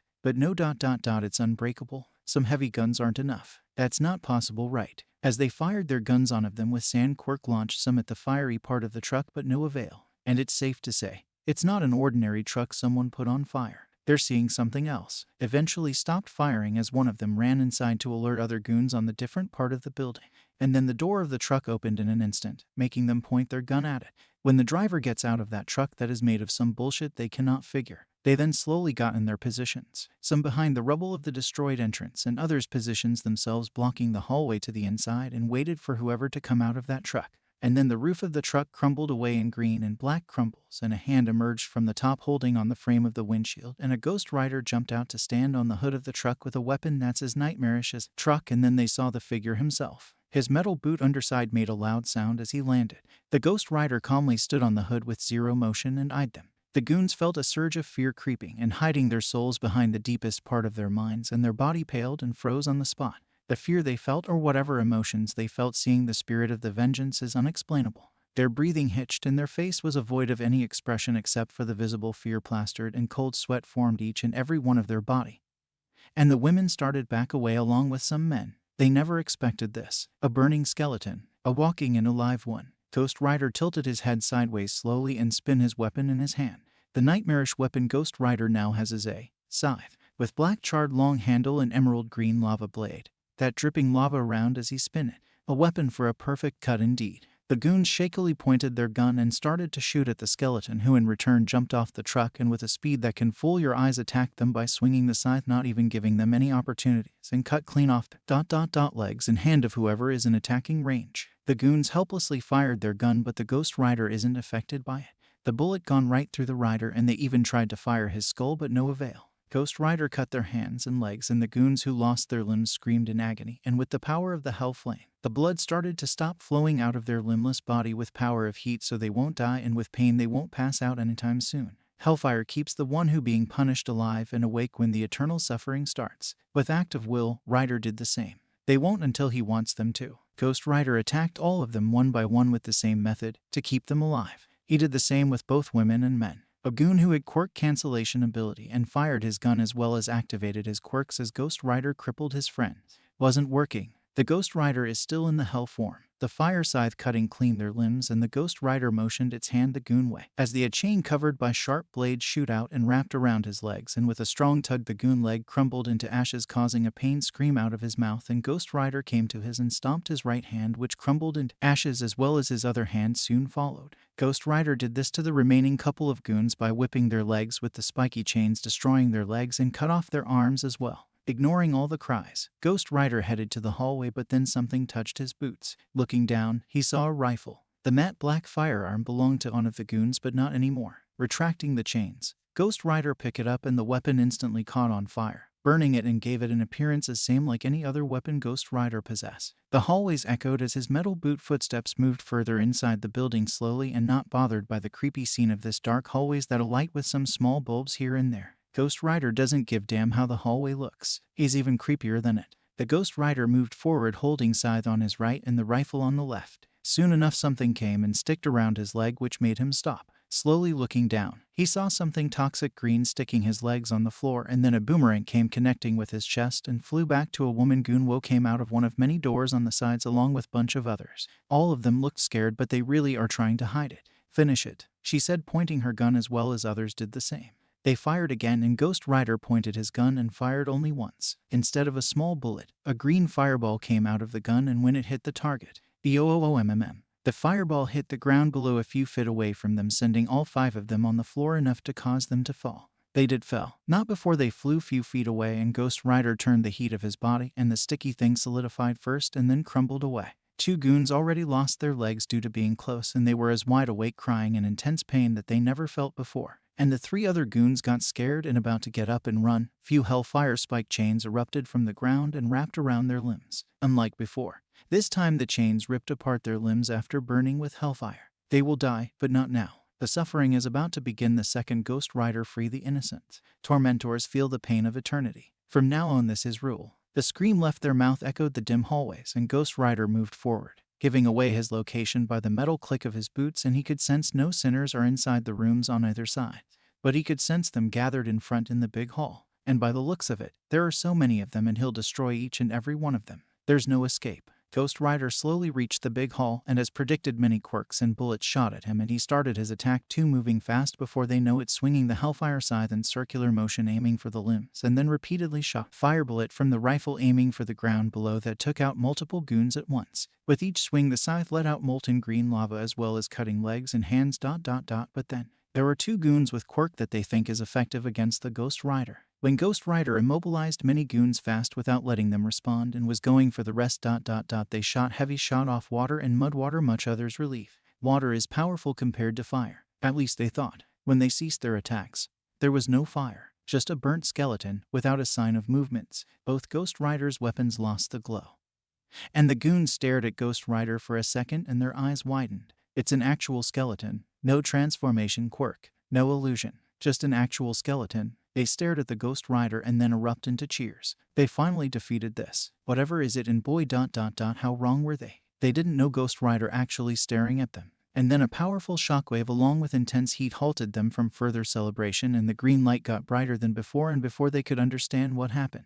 The floor began to turn green as the hellfire lava spread around the room where unfortunately each and every goons were standing, and that. Next they could hear their own agonized scream when their legs started sinking slowly. The temperature is high, but Ghost Rider made sure not turn their body into crisps. They thrashed, tried to push themselves out of it using their hands, only to lose them in process. The entire base could hear their cries, including the innocents. The cry was loud and pained, and if you hear it, you can hear the pain they're going through. When their legs are all the way sank and destroyed, Ghost Rider made the lava solidify and cool down in an instant, but the cry of the occupants in the room never ceased. To make it quick, spiked fire chains came out of the ground, incinerating their hands, and vanished, leaving awake and alive bodies of the limbless to cry out their misery. Like before, Ghost Rider moved forward to the last and final stop. With all the goon immobilized so quickly, there's only Boss and... Well, Cage stood on the way towards the office of their leader. I was getting rusty sitting around. About time I got some challenge, Cage arrogantly stated, but failed to hide his fear seeing the Ghost Rider. Never in their life they see something came out of hell. Something strong and dangerous like Ghost Rider, and his appearance is enough to wet their pants, and seeing the Ghost Rider in front of you everything but pleasant.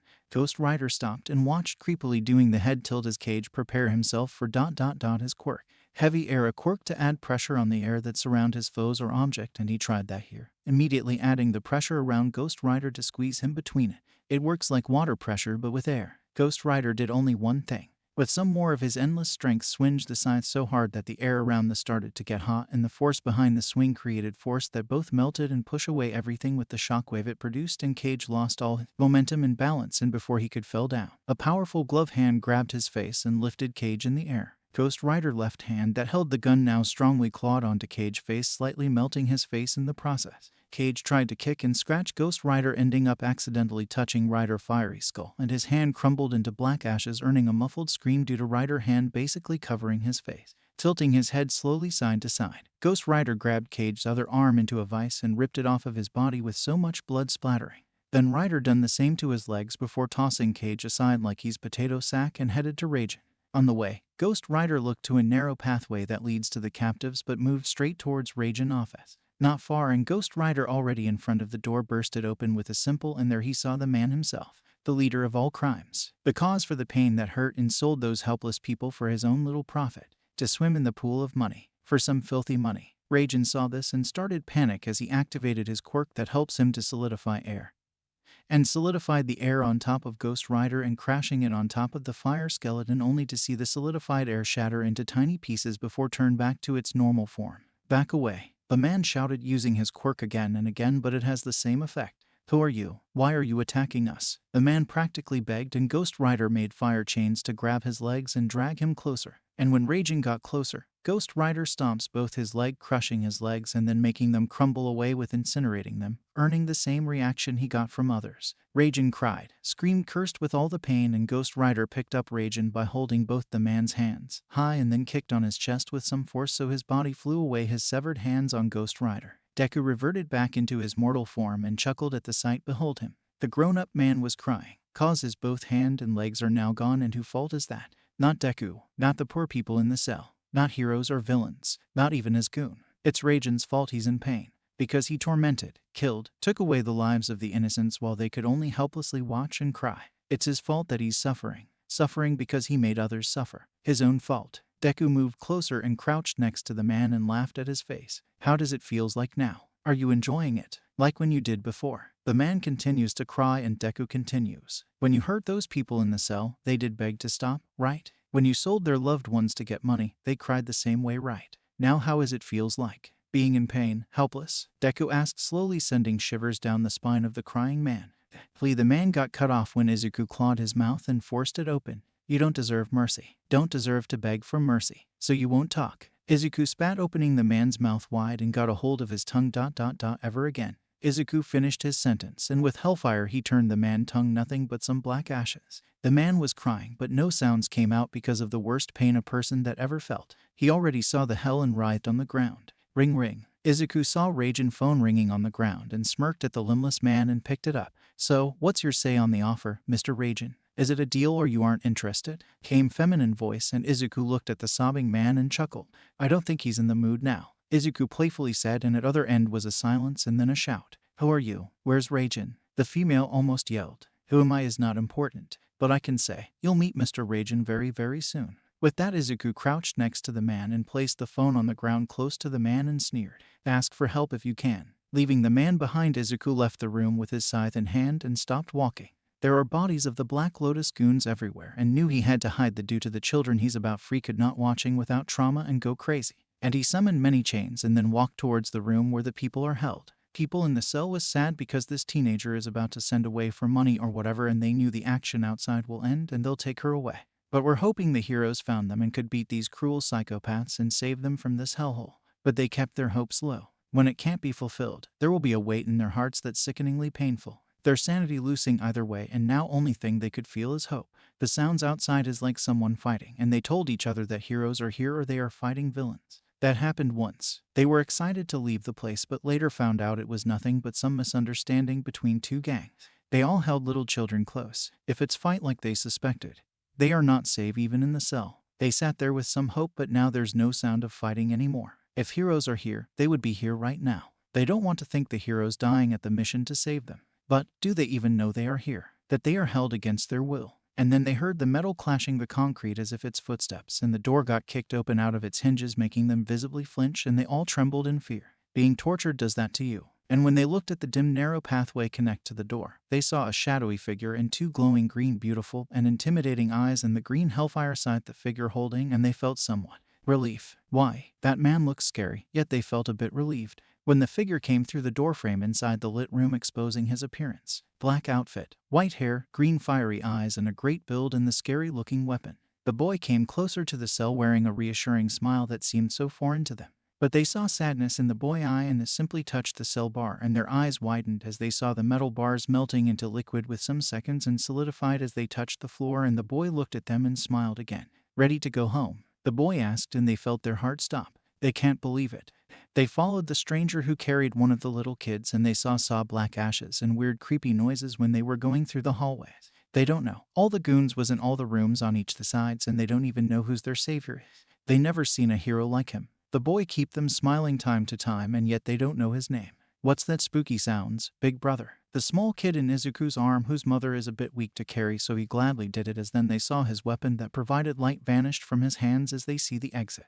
Izuku chuckled. How to say this? You see, it's not that important. It's probably the vend or something. Taking about spooky. When I gone for camping back in the day, and me and my sister told stories that's spooky but fun. You should try sometimes. That was his answer. Can't just blurt out there are people in there crying because they lost their hands and legs to a child. But the adults knew what that was, but didn't know what kind of state the goons are in. Are you a hero? Who are you? I never saw you before. The teen girl asked, and Izuku looks at them over his shoulders, showing his glowing eyes, and smiled. What do you guys think about me? Am I a hero? What's your opinion? He asked, making others speechless, but the girl shrugged. Call me whatever you like. It's not that important, Izuku said, leading them out through the hole his truck made, which is now outside of the building in its normal form.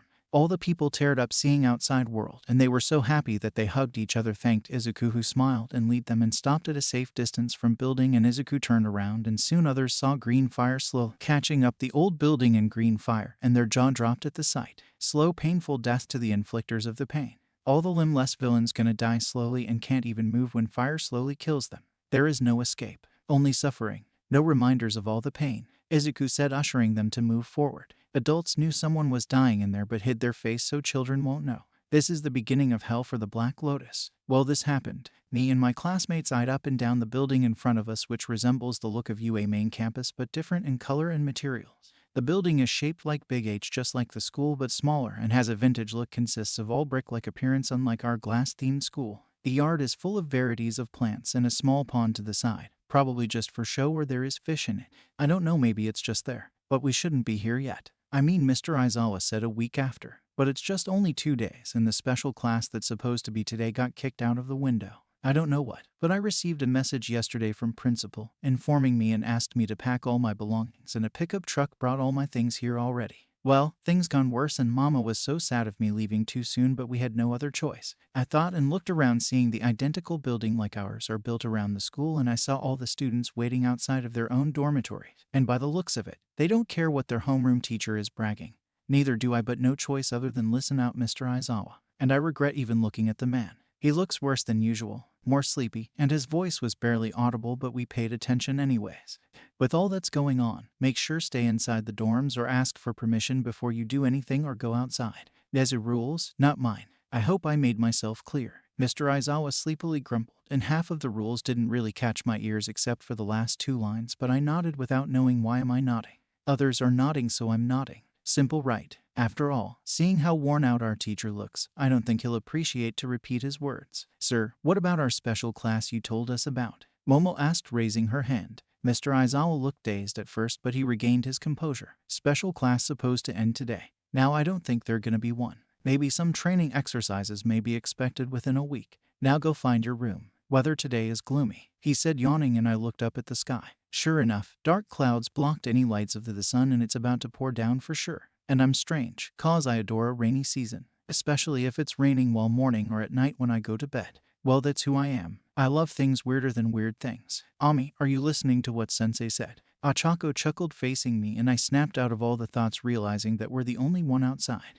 Oh, sorry, just was wondering, I sheepishly said, making her giggle, and grabbed me by my hand and led me to our new dorms. The timing was perfect. The moment we opened the door, rain poured heavily, and I instantly wanted to jump outside and dance, but I kept standards. I cannot fully reveal my all goofy and carefree side. Not like it's wrong, but the thing is, I'm a freak escaped a mental asylum when I'm doing the said goofy and carefree stuff. So I heard my best friend and entered the dorms immediately, taking in the sight unfolds before us. We were facing the living room that's as big as our classroom, and everyone checking out the red big couches, and Mainta and Kaminari were installing their game system on the big wide TV screen that faced the couch, and I saw the stairs to the right, the big living room leading upstairs, and the elevator just besides it. TV, elevator, kitchen. I done touring, and I don't care how other rooms looks like, so I turned to Yura, who's still holding my hand.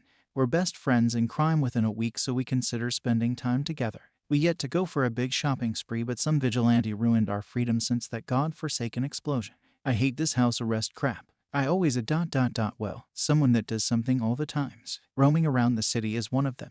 Granted, it's for our sake, but they don't know if this vigilante is some good guy or a villain, if there is really one. They simply jumped into conclusions. I'm going to check my room. Bye, I said, heading straight for the elevator. I always chooses what's good for health. What already? Yura complained, and I shrugged. I heard my floor is the 4th and top 1 and 3rd room, so I did that. Standing alone in an elevator gave me time to think of something really important, and my eyes widened in realization. How could I forgot it already? The rest of the first day of them living in the dorms spent by arranging stuff and unpacking their belongings. All of them were as exhausted like ran a marathon even after taking a quick shower. Sato and Aoyama, who were preparing dinner for all 20 of them, and the boys were already downstairs watching TV, sitting on the impossibly fluffy couch that Kaminari claimed to be heavenly. And then they heard a ding of the elevator as the girls poured in, just like the rain outside. Why? Because they were loud like continuous raindrops without a stop. However, one of them were missing, which Yura noticed first. Have you guys seen Ami? She spoke out loud, silencing everyone.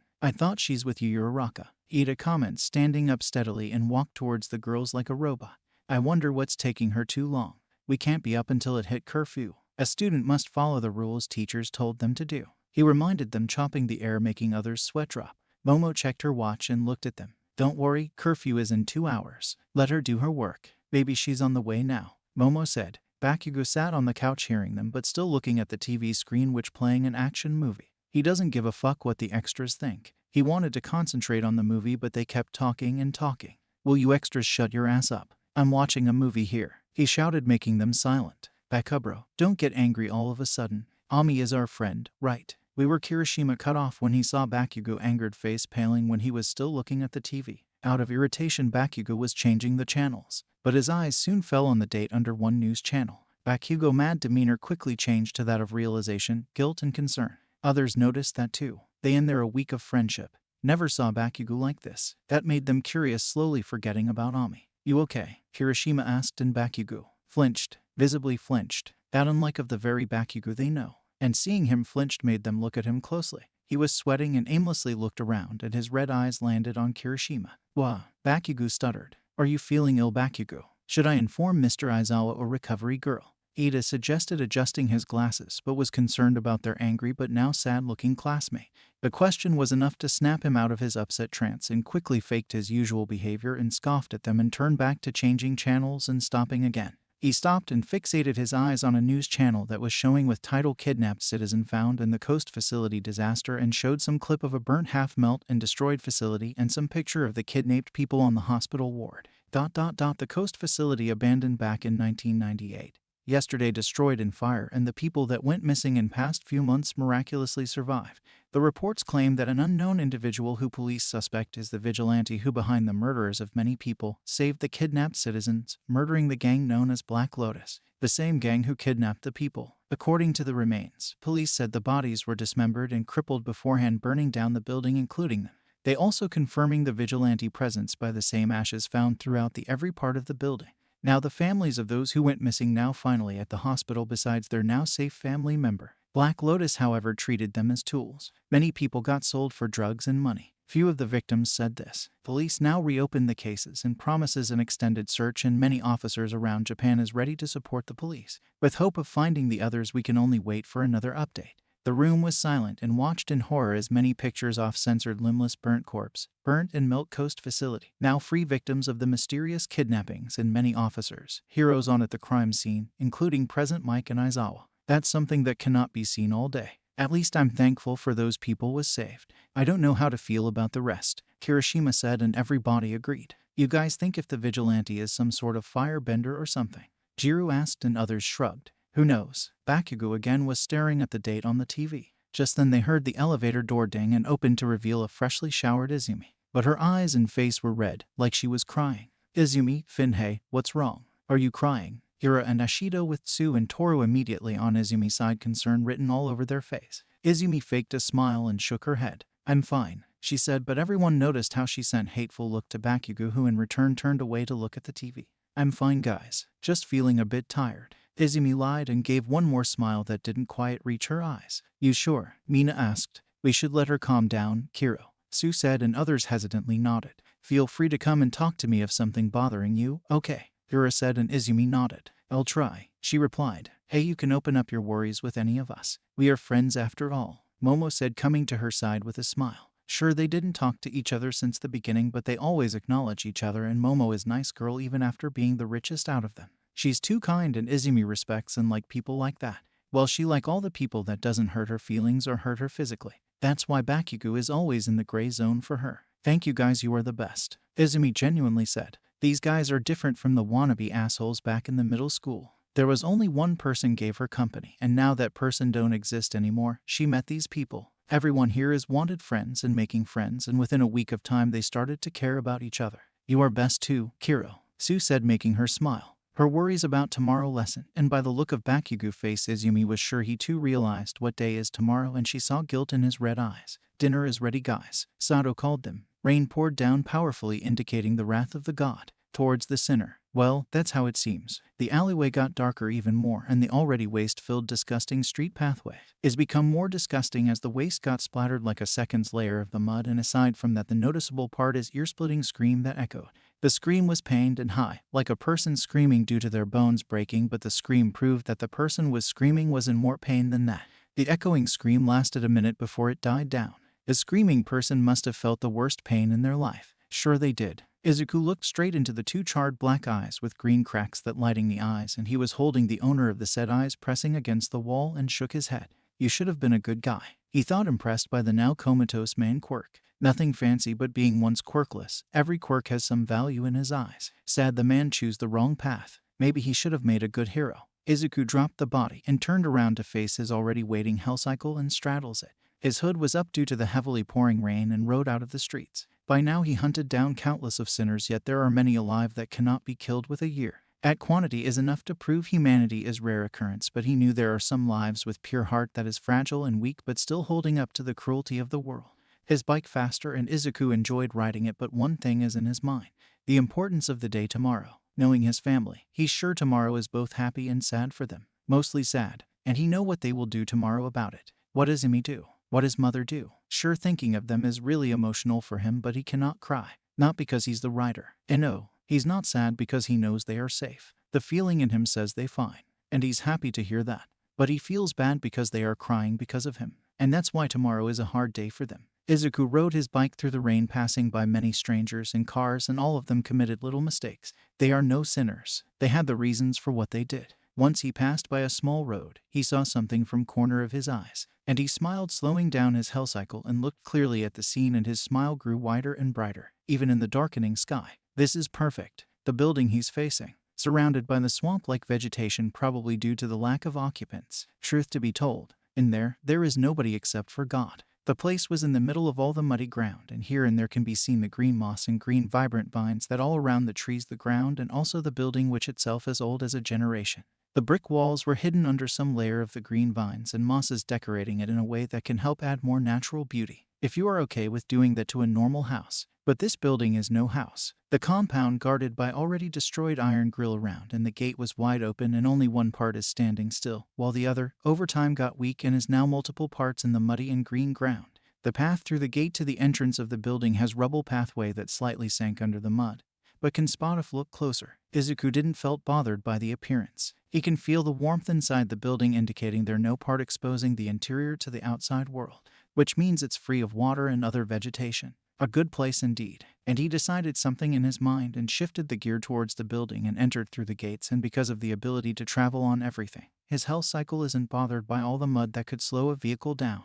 Either way, the rubble path could help any vehicle, so Izuku chose it. Slowly pulling over at the entrance, he looked up at the big doors of the building and then at the concrete carvings of some letters on the top of it. His smile widened in amusement with the whole irony. The moss-covered word carving says, 1995 St. Mary's Church, a holy religious place where believed to be gods inside. But though, why is it out of life? Nobody won't know. Izuku chuckled at the same thought that he thought before and got off of the bike, standing outside an old church in the heavy rain, and with a smile he stepped closer to the church entrance stairs, and with a chuckle he placed his first step on the stairs, and finally pushed open the door, and he seems to waiting for something and chuckled again. The thoughts making his feel amused is simple. The demon rider is now gonna stay where God lives. Like they say, no devil could be step foot in the holy place no matter the strength the demon possess. But now there's no bounds, no stoppage, no anything. They forgot to mention the fallen angels or the gods too. The rider is beyond their belief, the punisher of the sinners, and he is the fallen angel, the god, the demon, the spirit of vengeance. The truth is, the said demon will make his home where the gods lives. The inside that revealed when the door opened was a big hall covered in darkness, but with his enhanced sight he could make out the dusty floor and walls covered with worn out and crackling paintings that missed all its shine except for the story behind it that's still there. A big, surprisingly still intact chandelier that was covered in filth and cannot make out the materials that it's made of. And the ceiling were wet due to the rain, but it's still strong enough to stand still for years and years. And to the opposite of the room is a concrete throne-like structure that probably a statue sat long time ago. The people must have taken it. The floor still covered with once red carpet that now covered in brown layer of dust, and all in all the place is best for a stay. Nobody will find him. At least that is what he believes. Izuku looked around, and only thing is lacking is some light. Looking up at the chandelier hanging up the ceiling, he summoned Hellfire and shooted at the structure. When the Hellfire hit it, both started merged together, and the Hellfire took over it and giving it an appearance of black charred metal parts that once regular golden metal parts. And the crystals of it is now pure green with the Hellfire, and it was a light and warm. Much better. Slowly walking to the throne, he blew off the dust and sat on it like a king and closed his eyes. Home sweet home. Knock knock. Izumi was laying on her comfy bed with blue bedsheets and white pillows, which one of it she was hugging, and the room itself is covered in pink paint and decorated with posters of movie characters, punk quotes, heroes, and many others. The room was big with a walk-in closet and a bathroom on the right side and a table on the left side of her bed with an alarm clock and a photo frame. She sighed and walked to the door, opening it and greeted by a PJ wearing Yura. "Hey, Ami," Yura chirped, making Izumi smile and step aside and welcomed her friend.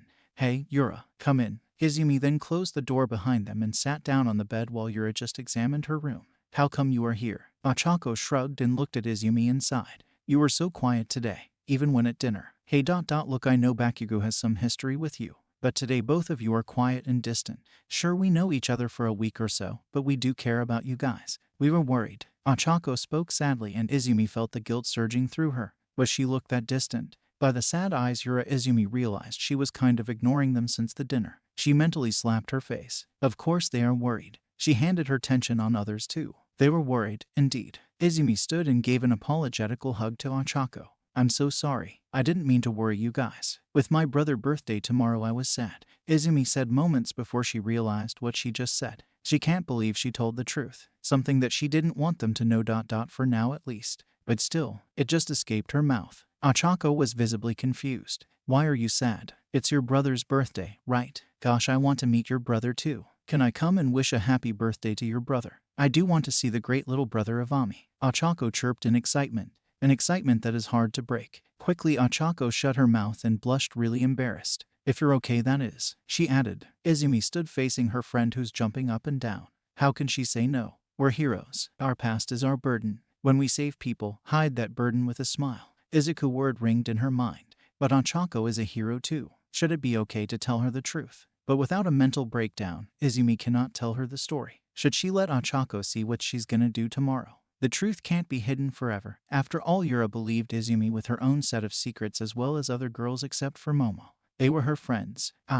Izumi stuttered and Ochako shut herself and gave a small smile. "It's okay if I can't come." The disappointment was evident in her voice and Izumi shook her head. "You can come," Izumi said. "On the way she'll explain it to her." Ochako smiled and then sheepishly asked something more. "Well, we girls going to shopping, so can other girls come too? They do want to meet your brother since you told us about how great and caring person he is." And Izumi's heart stopped almost. Now she can't say no without sounding rude. After all, they'll eventually know. "Sure," Izumi said, fake smiling, and Ochako smiled, excitement bubbling out of her very being. "Hey, is this him?" Ochako asked, picking up the photo frame on the table. In it, Ochako saw a middle schooler Izumi and a green broccoli-like haired boy on a beach, both sitting down, hands each other's shoulder and smiling widely at the camera. Izumi refused to tear up the though. "She can't cry now." "Yes, you two look so identical. Like twins," Ochako pointed out. Izumi told she had a little brother, not a twin little brother. "Because we are twins," Izumi said, smiling. "But why isn't he here, if he's our age?" she asked, and Izumi felt the pain in her heart. "He's quirkless," she replied, and Ochako looked a bit sad. "The boy who a great and strong person. The boy gave his big twin sister hope and purpose. Is quirkless. Is like he's making her dreams come true while forgetting his own. But in the end, Izumi's little brother is someone that Ami could rely on." Ochako thought. The girl band woke up early in the morning that day. In their minds, not only the shopping today is exciting them, but also a birthday of certain someone who they are about to meet. Sure enough, Izumi isn't one so excited about. This the first birthday that's gonna end without the birthday boy, without a party. So Izumi decided last night to tell the girls don't buy gifts yet. Sure, Izumi once considered to buy something Izuku always wanted. But in the end, what's the point buying a gift anyways? She took a shower, but that nervousness and sadness in her didn't cease to stop. Uraraka messaged her few minutes ago and said they have the permission to go shopping and later they go to the party. But Izumi was afraid of what would they think. Will they forgive her for not telling them the truth? Will they think she was having fun with them? Will they understand her situations? But Izumi will ask for forgiveness even if they understands her. After all, she never said the truth and they are all hyped up. She's felt bad knowing they'll feel bad and disappointed. She could at least beg them for forgiveness or won't speak to them ever again if they ask her to. Izumi changed into a white shirt and black knee-length skirt and white socks and black shoes. Then checked the clock to see they have more than 2 hours left to leave. She'll take them first to the shopping and then to the place where she's going. If the opposite happened, while shopping nobody won't enjoy it as slightest. At least they'll be happy that way. I will apologize and make up to what I did. Izumi nodded at her thoughts. She really wished she didn't have opened her mouth yesterday. She wouldn't have ended up in this situation. Izumi grabbed her purple and black side bag and exited her room after making sure she got her money. Can't let Momo do the paying. She insisted that yesterday, but neither of the girls aren't willing at first but gave in after seeing how happy Momo looked when she was talking about buying them some extra things to fill up their closet. She was earlier than other girls and climbed into the elevator and punched the first floor button. She always a bit aggressive towards the public stuff. They don't work the way she wants to, so she forced it upon them. When the sliding door opened, she was greeted by the sight of Kirishima and Shiro playing video games on the TV while aggressively pressing and turning the joysticks of the two black controllers, which already looks like about squashed by them. And Izumi's mouth opened wide as she looks at them in utter disbelief. It's only the early morning. How come they're already up and playing games? Weren't they slept at all? She sighed, letting them there, and walked towards her favorite part of the building, the kitchen. She planned for some omelet or cereal. Not her favorite, but still in the top 10 spot in her list. However, when entering the kitchen, she wasn't the first one there. Her anger raised at the sight of the bastard at the sink gulping down the contents in his glass. He was wearing black PJs and was sweating and breathing and coughing while drinking water as if he saw a ghost or something. Maybe he did. A certain ghost he's now afraid of. Afraid to lose the owner of the ghost again. To wash away his guilty hands that can't be cleaned no matter how much he rub with the hope. The hope is long gone. It's only the suffering of the aftermath. Especially today is the day he'll have nightmares if he knows the date, and he already knows it and already had the nightmare. Now his old self is haunting him. That's his own fault. Guess the angry Pomeranian is having the worst of it.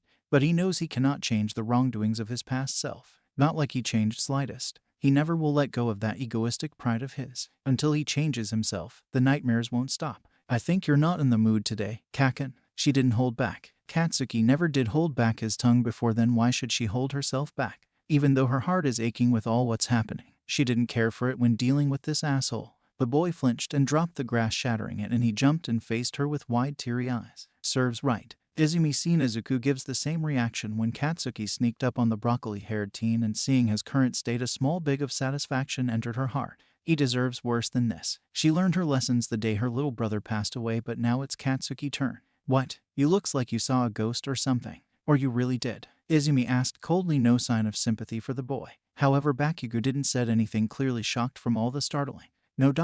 He's scared and cautious, and he looked so tired, and he was exhausted both mentally and physically. Seeing this, Izumi concluded, today must have really triggered some emotion in him that he having the worst of the worst nightmares. Bakugo blinked and crouched down, picking up the broken glass pieces to avoid any conversation, and Izumi sighed.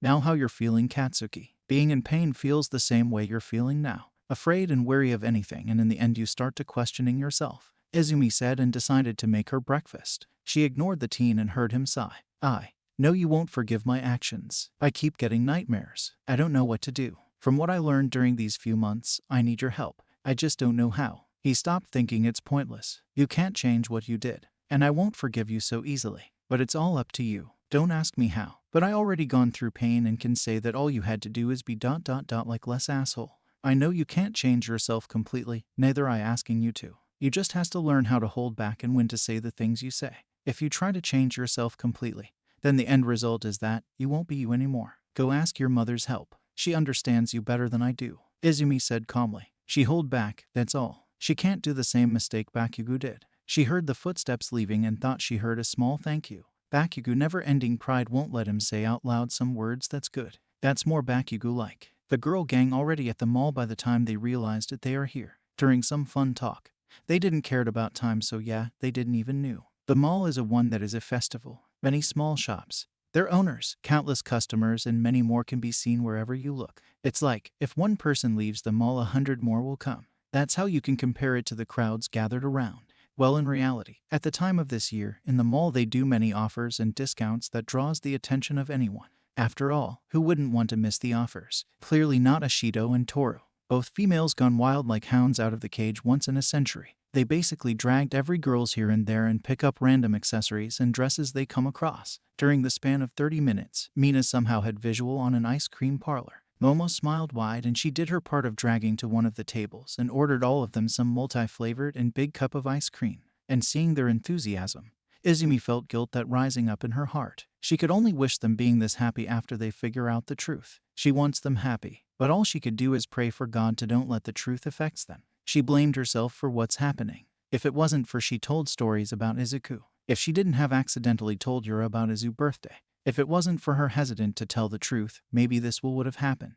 They won't be upset when they got where they are going. It's all her fault. She told herself that and she believes it. But honestly, she couldn't tell the truth is in fear that going through the old memories may bring back her anxiety attacks she dealt with after a week of his funeral. She could only think of it. Telling it to her friends and watching their pity or whatever reaction they give may set her into a panic attack. That's why she could only watch as the truth unfolded before them. Gladly the girls did not quite catch her mood swings except Yura, who gave Izumi a questioning look. Izumi just shrugged and smiled, which Yura bought. So Ami, what you think of the new vigilante? Mina butted in and others looked at Izumi, who blinked and held her calm composure. If she asked something stupid, they would know she wasn't paying attention. Why ask? Izumi questioned, taking a spoon of her ice cream that halfway emptied just like others. Mina already ordered another round, which was surprising. Momo had a wide smile on her face because they are happy with her small treat, which cannot consider as small. Well, we think whoever they are is quite strong, and what do you think? Well, they are dangerous enough that our school built dormitories for our safety. What do you think? Mina asked in her usual happy tone.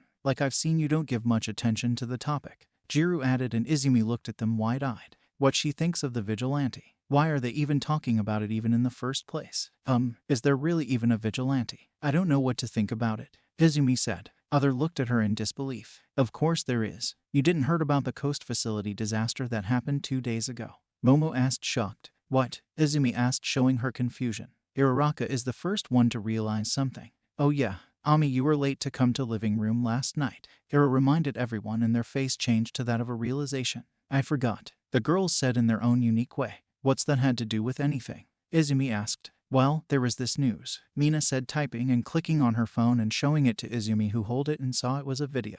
Watch it. You did miss quite something, Mina said, clicking the play button for Izumi. The clip was 2 minutes long with some shocking sights and reports. Izumi saw the censored burnt corpse, destroyed building, people who gone missing few months or so, and heard the report. Short interviews with the kidnapped people, and Izumi heard them say about the vigilante, and the video showed all the evidence of the said vigilante presence and how they saved them. The kidnapped people referred the vigilante as a he. Then he said about the vigilante appearance. Black outfit, white hair and green eyes. They don't know his name or who or where he came from. They thought he was a hero and learned that he's a most wanted vigilante when police told them about it. Mina took her phone back and looked at Izumi. See, there is this vigilante exist. We couldn't believe it too, though, she said, and Izumi could only nod. She thought it was all fake. But the victims said they saw him. And it's true. Who knows? And I overheard Principal Nezu this morning when I was going to ask permission, Momo said, and other looked at her, making her blush in embarrassment. I wasn't intentionally eavesdropping. I swear, she added frantically, moving her, flailing her arms. No, we're curious, Kiro. What you heard, Yao Momo? Toru asked. Her invisible lips can be seen due to ice cream covering it.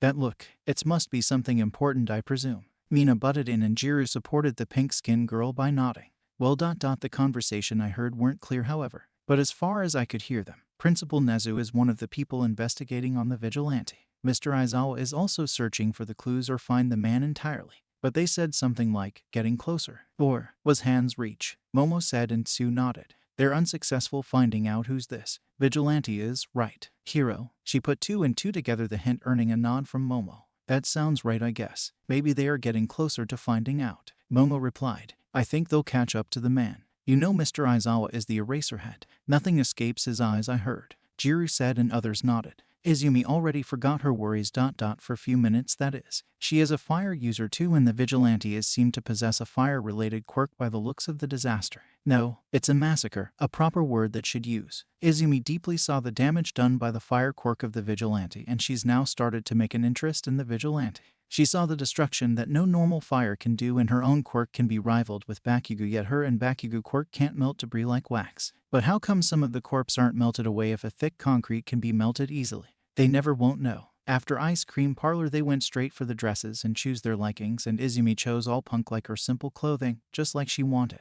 Her favorite colors, the dark green or all the darker scale colors, mainly black. She always a fan of black and don't know why. Well, it's not strange. People has their own choices of colors, and Izuku always loved green. The minute Izuku thoughts came into her brain, her eye widened and she remembered that her friends are about to see the truth. She was lost in the world of choosing some clothes. She forgot about the girls are about to see Izuku. However, she didn't forget today was his birthday. Izumi with a shopping bag checked out of the store, and Momo paid for their new belongings, and Izumi got an idea of her bank balance. It's so much that she can buy an entire mall on the spot. Benefit of having rich parents and ancestors. Izumi got out of the textiles and saw her friends gathered around one spot talking about something important, it seems, and they saw her, and in a second Izumi was surrounded by the girls. We found the store. It's best for what we came for, Momo said happily, pointing at all modern-looking building decorated with neon lights and was big. What store? Izumi wondered as the girls almost dragged her to the building, and inside she saw a beautiful lady cashier who welcomed them, and Momo got close to the woman and asked something, and the woman pointed at stairs. What's going on? She aimlessly followed them, and when she and others got there, Heart skipped a beat to see and led Board to the side of the stairs. It said gift section. Of course they're buying gifts today.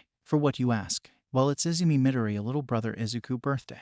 But she told them don't buy anything. Well, basically she accidentally added ... not now in the end, so they must have planning to buy something while they're on shopping. Izumi blamed herself again. Can't she do anything right? What gift we should get? Mina and Juru said in unison. Whatever a boy our age loves. Toru chirped. Shoes specifically, Momo said, and Yura nodded agreeing. Izumi is in a trance now. She calmed her breath before it quickened. Can't have having a panic attack in such a situation. Guys, action figures, Mina suggested. Dresses or something, Momo said, making others sweat drop. We're gifting a boy, Momo. Achako reminded the creation girl, who blushed in embarrassment. Guys, Izumi called again, but they were in their own world of thinking. Music instruments, Juru wondered. Something cute. Toru, Kairat, and Tsu listened to them and saw Izumi was frozen solid as if battling her own inner demons.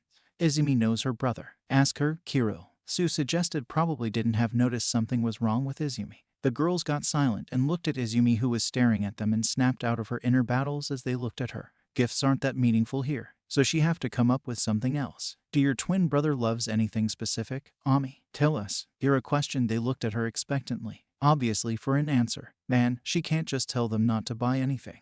That's end up sounding rude. But then something white caught Izumi's eyes and she nodded at them. This gift is perfect for now. After all, that white something is Izuku always loved to see. He also gifted some of it on her birthdays too. Nothing specific. For now these would be perfect. He loves them, Izumi said, walking to a section full gardening stuffs and pointed at the white roses. White rose are Izuku's favorite flower. Now this is the only logical gift they could buy for him. Others looked at her and then to the flowers. You sure? Momo frowned. She was hoping to buy something huge that'll make the boy happy. Are roses enough? It's his birthday, right? Shouldn't we buy something more than just flowers? Juru questioned. Izuku loved white roses. Always did. It's more than enough. So that's your brother name, Yura said. Just like Izumi. Izuku and Izumi, like twins, Mina said, thinking about it. Because they are, Yura said, and exchanged small talks and complimenting both names. Izumi tried to convince them, but they kept arguing until Momo said okay under one condition. And that condition is what they carrying as walking to where Izuku is. And the condition was they'll each gift a big bundle that twice the size of a bouquet on each girl hands to Izuku. Only Izumi knows her brother can't accept the gift open-handedly. They have to place them on top of him. As they were walking towards the place only Izumi knows, and they ran into a familiar face as they did so. Bakugo, all of them including Izumi, shouted, seeing the boy, who already have his own set of small white rose bouquet in his right arm. The boy flinched and looked at them. He was wearing all black, a black jeans and shirt. It was normal him wearing all black, but didn't know the importance of it. So he remembers. Izumi thought, seeing white roses. Where are you going to? Mina asked, and Bakugo looks at Izumi, who was sad, and the girls were happy. Bakugo knew Izumi is going to visit Izuku, but didn't know the other girls too are coming. Seeing the girl happy look, Bakugo realized they aren't aware of anything.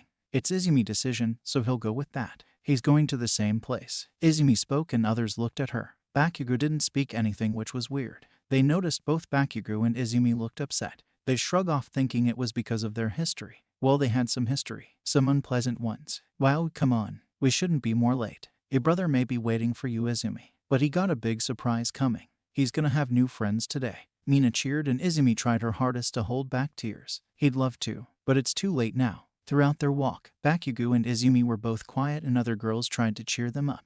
Izumi faked a smile and Bakugo did his signature scoff, without much annoyance in it, and the girls bought it. 2 minutes later, the group entered a church compound and the girls looked around confused. Maybe Izuku is praying or something. It's his birthday after all. Izumi could not face them and hung her head low as they looked at her. And then, like a twist in the big movie, rather entering through the big door, Bakugo and Izumi turned right and headed towards another small gate that leads to the graveyard. The girls thought Izuku may be paying respect for a lost family member, but they couldn't realize the truth and looked around for a boy around their age. There aren't none except for the tombstones of countless resting ones, and at distance they saw a chubby woman wearing dark dress and had the same white rose bouquet in her arms, with two couples holding the same flowers and wore the dark themed clothes, and they looked so much like Bakugo, especially the woman. They were facing a tombstone, and the girls looked at each other slightly worried to find no boy similar to their age, and they looked at Ami, who has her face behind her hair, and Bakugo was emotionless. And the truth unfolded as they got near the people, and the girls read the name carved on the marble tombstone. It read, Izuku Midoriya, a great son, brother and friend. Your pure soul may rest in peace. And just like that, the tears Izumi Midoriya was holding poured down her cheeks, and she sobbed just like the way she did at the funeral. If you know Izumi since childhood, then this sight is enough to break you into tears. Like, she's one of the most toughest and bravest girl around, and watching her cry is tough to watch. Bakugo hung his head low. He doesn't deserve to cry, unless he make up for his mistakes. Not by changing his characteristics, by becoming the #1 hero that he promised to Izuku when they were small. He, Izumi and Izuku promised at the time they just met. And the white roses are special because they promised in middle of the hordes of them under the bridge. Uraraka was the first to read the tombstone. Izuku Midoriya, the little brother of Izumi. The same brother Izumi claimed to be the best brother in the world. The one who helped his big sister out when she didn't have a dream to live up to. The same little brother who hid all his sadness just to see his sister smile. The little brother who never hated his sister when she hurted him. The strongest, quirkless boy who never gave up on his sister even after she given up on him. The little brother who brings smile to those he loved and smiled bright in the worst situations and gave his family hope. Is not here with them anymore, leaving the loved ones behind who still isn't had enough of seeing the sun rivaling smile. They can't see him smile anymore. The angel is now fallen. The happiness and excitement faded away, and Ochako stood there frozen. She wanted to see the best brother of Izumi Midoriya, wanted to speak and introduce herself, and wanted to see the smile Izumi once said is the best thing that could cure the depression. She planned a lot in her with the teary eyes. Izumi fell on her knees facing the girls. I'm sorry, I should have told the truth, Izumi said between her sobs, making the girls tear up as well. Izuku's death was shocking and sad. At the same time, their best friend literally on her knees begging for forgiveness for some reason they don't understand. Now Uraraka knows why Izumi looked a bit sad speaking of her brother, why she was crying yesterday, and why she was hesitant to let them come with her to greet Izuku, and why she insisted on just buying flowers as gifts. It all made sense now. And now the girls are sadly looking down at their friend who mother helped onto her feet. The woman was also crying, as well as the Bakugo family. They really did lost someone dearest, someone that was a sunshine in the darkness and faded away, giving them everything he got. I should have told the truth. But before Izumi could finish, all the girls enveloped her into a warm hug. She was expecting them to do something else. Please don't say it. After all, we forced you to let us come with you. We could understand, Uraraka said, and the other girls cooed and comforted their crying best friend. Izumi was thankful they understood her situation, and she glad she met them. She's so lucky. After that, everyone calmed down and paid their respect while eyes closed, praying for his soul and eternal peace. All of them was silent but less sad because of the memories of Izuku. After all, he never did anything to make them cry aside from his death, and all of them stood there watching the unmoving tombstone and the name on it. As they standing in silence, they heard metal clashing into the pavement as if its footsteps which getting closer and closer to them. The presence of whoever is provided a comforting warmth in them that their sadness lessen. Turning around, they save a figure covered in all black leather outfit with hood covering the person identity and green metallic spikes on his jacket, shoulders, and boots which has a metal underside that made the continuous sound as he walked towards them. They look at the figure up and down, trying to figure out who man is, but neither of them knew who they was. The figure came to a stop at the head of Izuku tombstone and looked at it for a minute. Excuse me, mister, but are you sure you don't come here by mistake? Mitsuki questioned at the figure who glowing green eyes looked her. I'm in the right place, he replied, and due to his sound was a bit heavy, they won't pinpoint it that quickly. Who are you, mister? Do we know you? Inko asked cautiously, even after feeling safe around the figure. The figure didn't reply and summoned something glowing green in his hand that was so beautiful. A white flower that looked outworldly by the hellfire, beautifully dancing around its nice smooth white texture. And the flower was so captivating that others stared at it in awe. The figure placed the flower on top of the tombstone, and then the entire marbled grave glowed a bright green, and others looked at it, cannot even speak a single word. The sight was elegant, and when the light died down, instead of a single fiery flower, there is a whole vine and many same white flowers without the fire, decorated the tombstone so beautifully, and the words engraved were visible in the flowers are something unlike they saw before. Then without a word the figure walked away. Wait, who are you? What you just do now? Mina asked for everyone, and the figure stopped and looked at them over his shoulder and smiled even if they can't see it. The flowers are an appreciation and a token of a reward to those who faced difficulties and their life held strong. The figure said, You think he's great too? Uraraka asked, amazed by how great of person Izuku was. The figure chuckled. That's not my place to conclude. What matters now is how you think of him. The figure said, waking away, leaving them stand there. At least he gave himself the appreciation he never gave himself before.